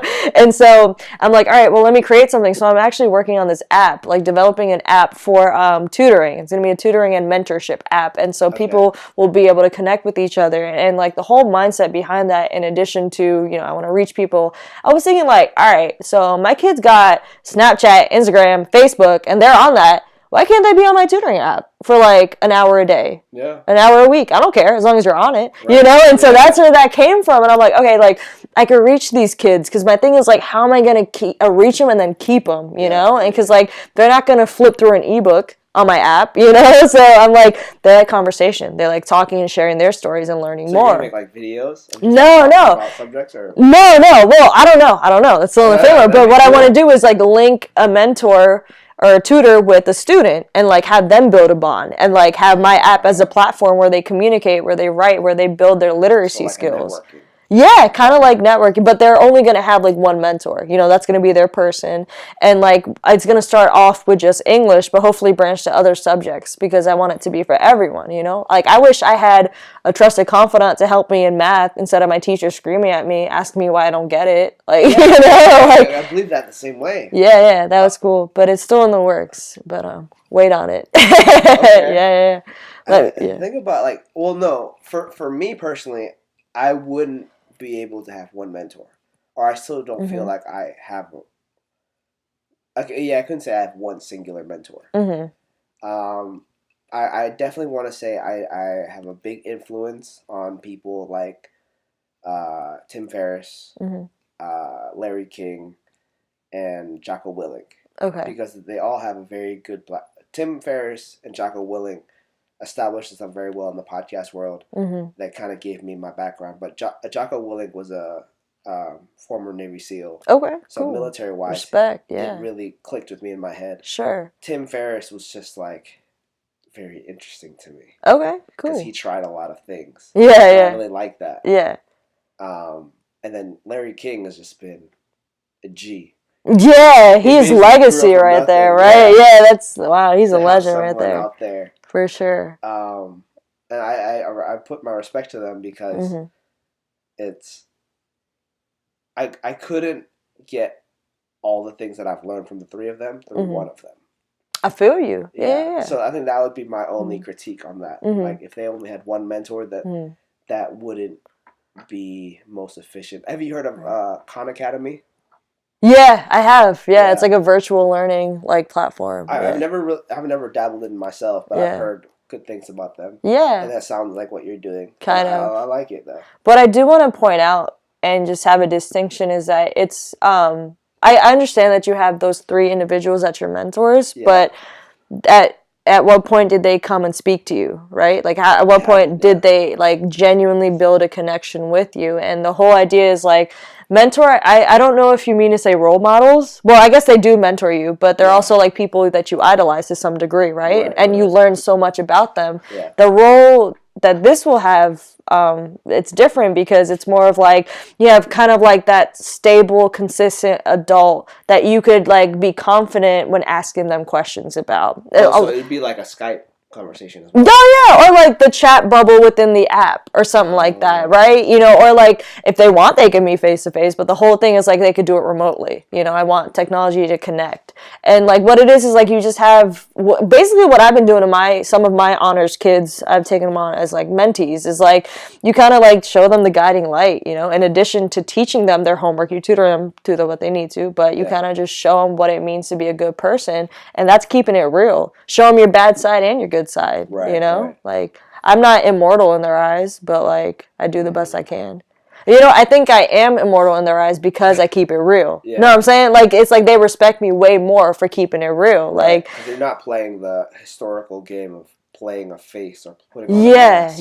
I am teacher Kosh. You know, like, it's not like that. It's like, damn, y'all, can y'all just shut up today? Because Miss R's hungover. I just don't want to deal with it. You know, like you're breaking school code. But it's real. I'm just being real. Yeah, I know. And so I'll give them busy work, or I'll put on a documentary and have them write about it, and like it's all good. Like it's the fucking best, man. Like it's like being a substitute but still being there. Yeah. It's like one of those. Oh, God, if I've taught like consistently from Monday through like Wednesday or Thursday, and it's like fucking Friday, I'm like, I don't want to teach. Like, I don't. Like, just give them a worksheet, give them a video, because they love like fucked up documentaries. Like, they love that shit. Yeah, so I be finding like the craziest ones, like child marriage in India, and like and they formulate opinions. They use their critical thinking skills. I give them a prompt, like, what's the solution to this? What can we do? Or how are they effective? Videos, you kind of give them culture because you're giving them things outside of their little bubble, yeah, viewpoint. Definitely, because like they've heard about that. Crazy. Yeah, yeah, game changer right there. Real shit, because they've heard about Indian people, they've heard about India, but no one could locate it on a map, and no one could point out to me what they look like. So before we even delved into the documentary, like I did like a little 10-minute lecture on like what the people's customs were, like where they were located and stuff. Give them context, you know, because like they don't know what the fuck they're watching. They're gonna automatically turn it off, you know. But like I rope them in. That's my thing, you know. I think as a teacher, you need to be a very good speaker and a very good persuader, you know? Think you need to be a very good storyteller. Yeah, for sure. Just being able to, I think as a teacher, absolutely. know how to dictate that. Like, you know how to have introduction and ending, and then you just fill it up with details. Right. I feel you. With good transitions, that's an amazing story. I'm saying, man, you're right. And like, it's like, it takes a lot to put on that show for the kids because you have to make it like they have to believe it, they have to buy into it. So I'll just like there have been times I've gotten on the floor and put a desk on my like legs to demonstrate a concept that they read about, you know, like this girl, oh my gosh, it was so, and my kids love fucked up shit, so I always pull the fucked up shit. This girl, Omira Sanchez, was like buried under her own house like during this flood, and like they were like, well, how was she buried? Like, Miss R, can you show me? And I was like, yeah, I got you. So I just sat on the floor, I grabbed a desk, and like I put it right there, you know, and I'm like this is her up, like, you know, she this is her, she could breathe from here right here, but like her legs are crushed by this like cement block, which is really a desk, and you know, like you really show them, give them that picture. Like, wait, was she in class at the same time too? No, this is about a girl. This is about a girl. It's like, it happened in Ecuador. No, it was in Ecuador. Oh, yeah, this happened like 20 years ago. Holy shit. And I was just making fun of her. Yeah, and I was like, oh shit, this is Omira. No. Like, I would be fired. Oh my god. I would get that email from my principal. It has come to my attention that you were very inappropriate in class. No, hell no. This happened in Ecuador, like in like the 80s or something like that. But this girl, like there was like a hurricane or something, or a mudslide that just like fucked the house up, toppled it on top of her, and so her legs were crushed by it and she was stuck. They like tried to pull her out, but like the water kept rising, and then she eventually like died from hypothermia because she was so cold. And you know what's so crazy is like, I told my kids about the water. And this is that critical thinking shit, man. I told them about the water. I was like, what do you guys think? How do you think she died if she was buried like this and there was water rising? How do you think she died? Well, she drowned, Miss R. She drowned. All right, y'all think she drowned. Go ahead and read that shit. And then after they read the article, they were like, yo, she didn't drown. She drowned from hypothermia. So it's just like, don't jump to your conclusion, right? Like, don't just like automatically assume it's something and go with it. Like, yo, there's like twisters, wild. You know? Like, you gotta like, to be a teacher, man, especially an English teacher, because English can be boring. Everything's very boring. You gotta really hook them, and like shit like that, like they like that kind of shit, you know, like. Yeah, I think for me too, like when I think of my clients, my biggest moments of happiness is when my clients have that aha moment. You know, I love the aha moment. Yes, it's the best. Because your clients are kind of like your students, right? Like they are. Exactly. You're a teacher. And just like the thing about like that I don't know. I think it's a very esoteric feeling that no one really understands unless you've done it. Yeah, you've had like, that feeling, yeah. Shit, like that is like, oh, I've made someone change their way of thinking. I'm saying, like, oh my gosh, the aha moments, like for a kid who's been struggling with like a question on their paper, I'll like look at it and like they'll be like, yo, wait, didn't we just go over this? Yeah. Yes, thank you. You did pay attention. Like, oh my gosh, like, you know, my work was not for nothing. Yes, and that, you know, like that's how we feel sometimes. That like we spend like hours making lesson plans, and it goes to shit because the kids aren't like engaged, you know. But like it's like, oh my god, it makes sense to me. Yeah, but then you actually recite it, and it's not like, oh, they're not getting it. Yeah, that happens. Oh my gosh, it happens sometimes, and you got to think on your feet. Okay, let's do these worksheets, and then y'all can have these word searches after, because like I failed and I did not prepare. Like, you know, there are some days where that shit just goes above their heads, and like even though I might think it's the coolest thing ever, and I like sell it to them a certain way, like yeah, I'm really into this. I sell it to them, they're into it. Yeah. Then they get it, they're like, the fuck is this? I'm sorry, get the fuck out of here. Like they're like, yeah, exactly. But I don't know. I'm still a new teacher, man. I'm still learning every day. You know, that's so cool how fast your growth is. Thank you. I appreciate that. That's my perspective. I'm not a teacher. Yeah. I'm just a trainer. You're still a teacher to a degree, though. You know, you still teach them how to be healthy. live healthy true. lifestyles. Yeah, very true. Teach them how to flex. I was going on two things. Mm-hmm. Do you know one of Kiara's friends named Alex? One of her fellow dancers. A girl named Alex? Yeah. No. I don't know. No. Maybe. She I don't know. recently started talking to me on my Instagram too. Okay. Like comments on my stories, and I talked to her about hers. One thing that she posted earlier was it was two faces. One with the brain that was empty, one with the brain that was full of books, and it wrote, "Empty minds are always the loudest." Huh. And then I just commented on okay. it. It's that empty minds may be the loudest, but that may be because it's the only thing they know. And then on top of that, empty minds can be more peaceful than the people who have more knowledge.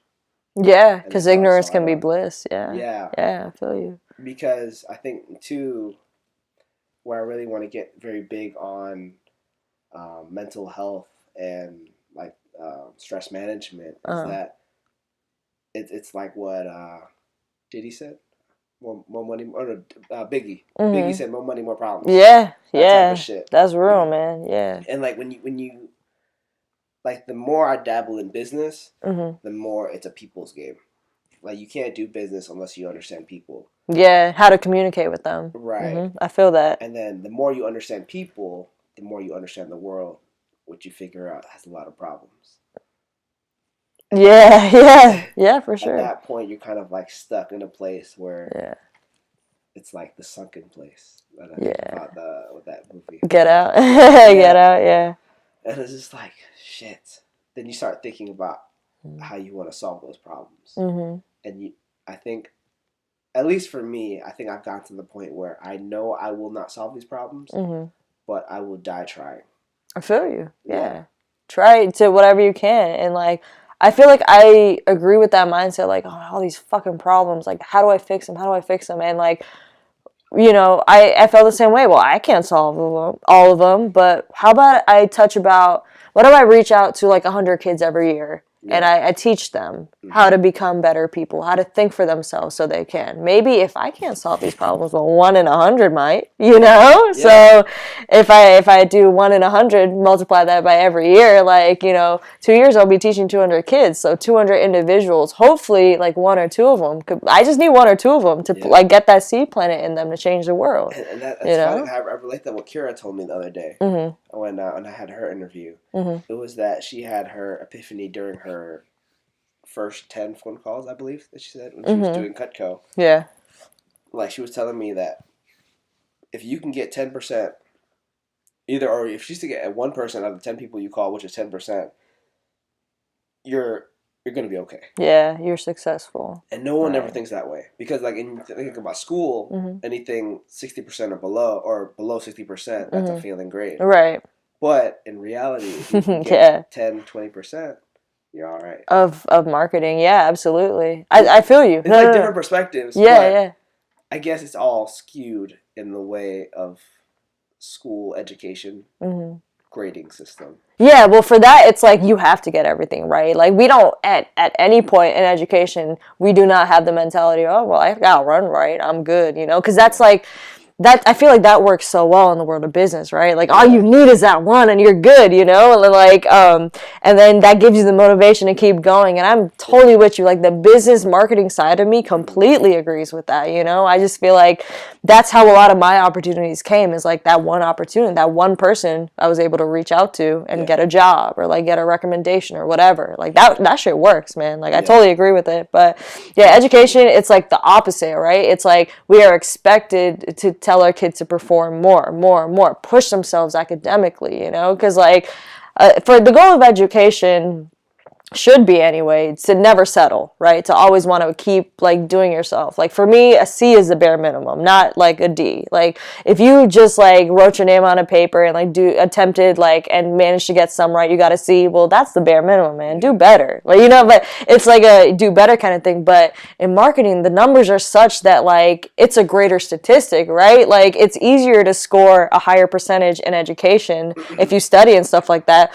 But when you're dealing with marketing, you know, something like Cutco, like what Kira did, you know, like you don't know the questions or you know the content of the test you're about to take, right? Yeah. You don't know how people are going to react, right? Because like people are going to react differently. They might, you know, you might get them right on it, or you might feel them the wrong way, and you might not get them, you know. So it's harder to work with people. So I feel like if you could get 1 or 2 people out of 100 in marketing, like you've done a great job. Like I don't know. But to think in your now life and even in your future life, how often are you going to be working with things rather than people?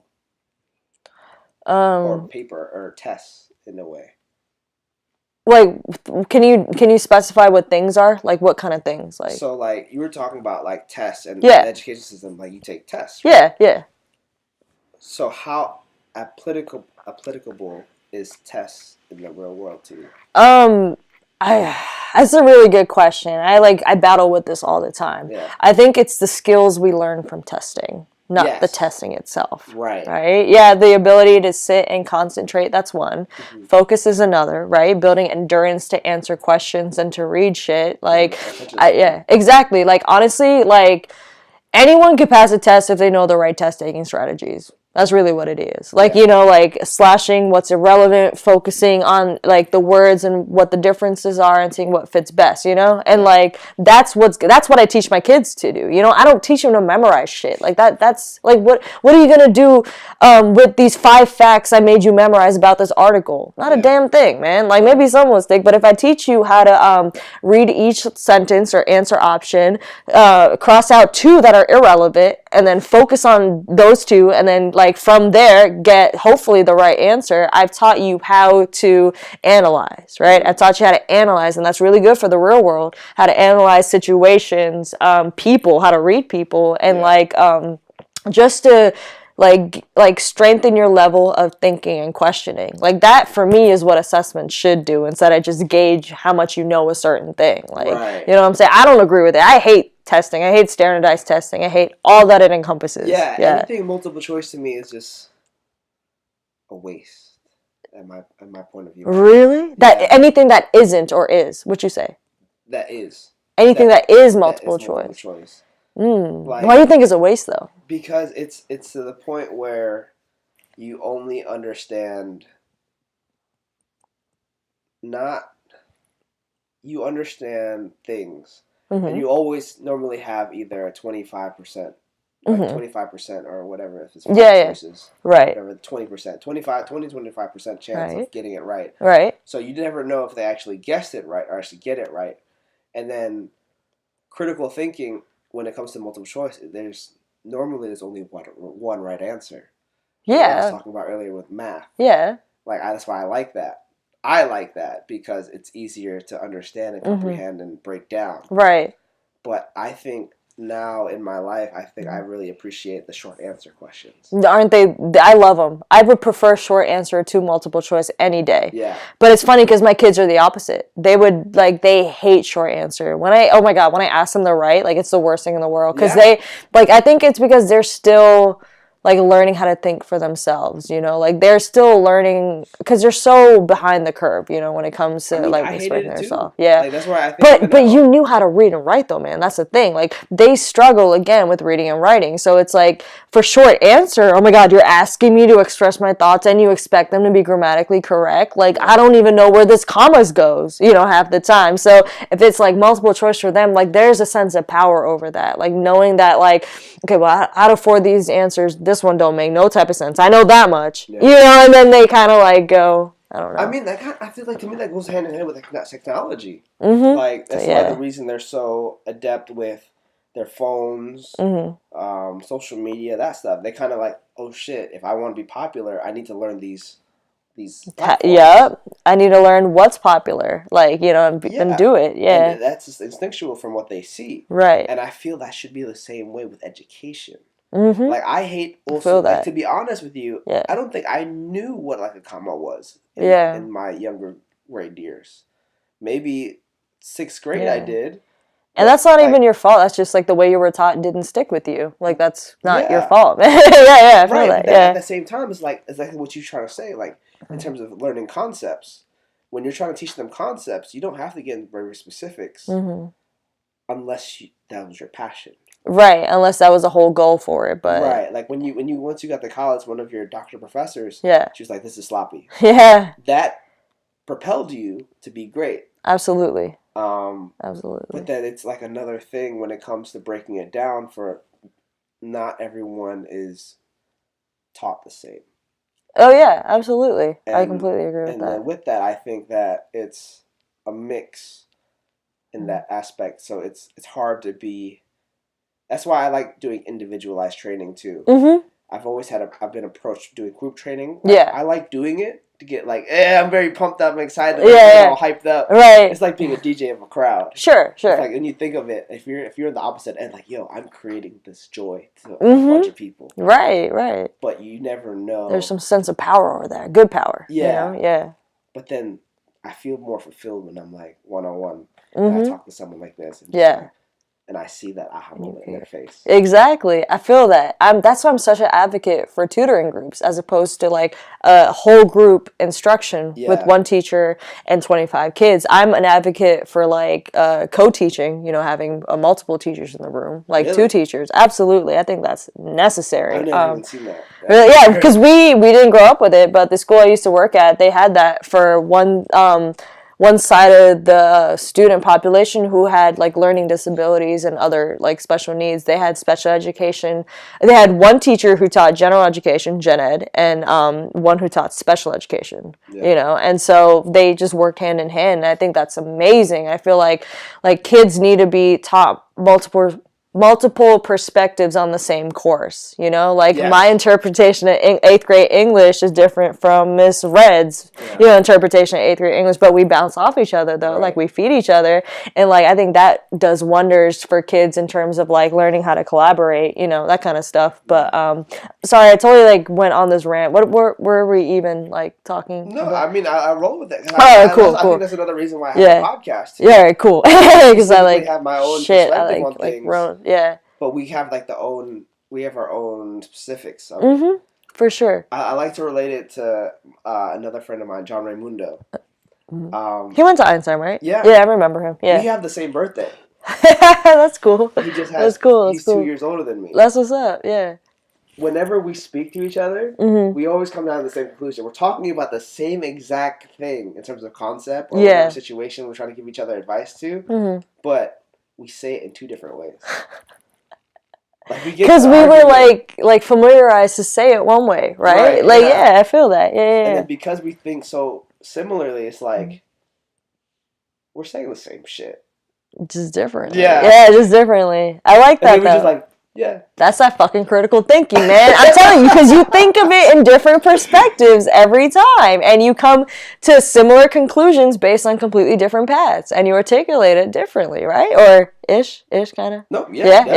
That's what I'm saying. That's the whole idea. That's like the whole passionate education is like, okay, like the question, how are you, has so many interpretations. Like, I'm good shouldn't be the only one at all times. You know what I'm saying? Like, you could say, I'm melancholy. Well, I feel a little bit dreary today. Like, you know, like, there are different... specific perspectives on it. Yeah, no, I'm just saying, like, as specific as you want to be. Like, and, like, there's, like, a multitude, you know? Like, and another perspective is I'm bad. It doesn't have to be specific. Like, the opposite of, you know, it could just be... simply just another perspective, and that's the fundamental and ultimate goal of us educators, is just like getting you the ability to think like that, because the way technology is going, Or at least speak your mind, too. Yeah, that's what I'm saying. Yeah. Think like that and speak their mind. But I think, like, ultimately, once you start to probe and ask those questions, you will start to speak your mind because you're not sitting down for it. You're standing up for it.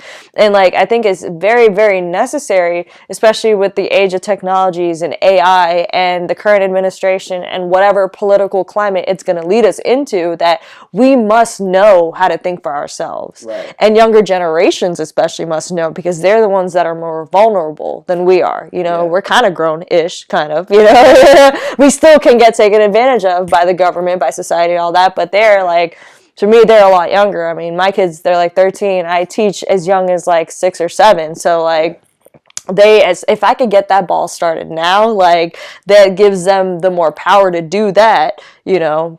I was thinking, like, shit, what if we had teachers like that? Yeah. Like, who really, really just started, like, thinking like that. Like, we would be at a different pace in life, you know? But I try to, like, do what I can in the time being. I, like, yo, learn your shit, because I didn't have the chance to. You do it. Like, you know? Yeah, like, I mean, I feel the same. Yeah. I feel like that's what we have to, like, pass on.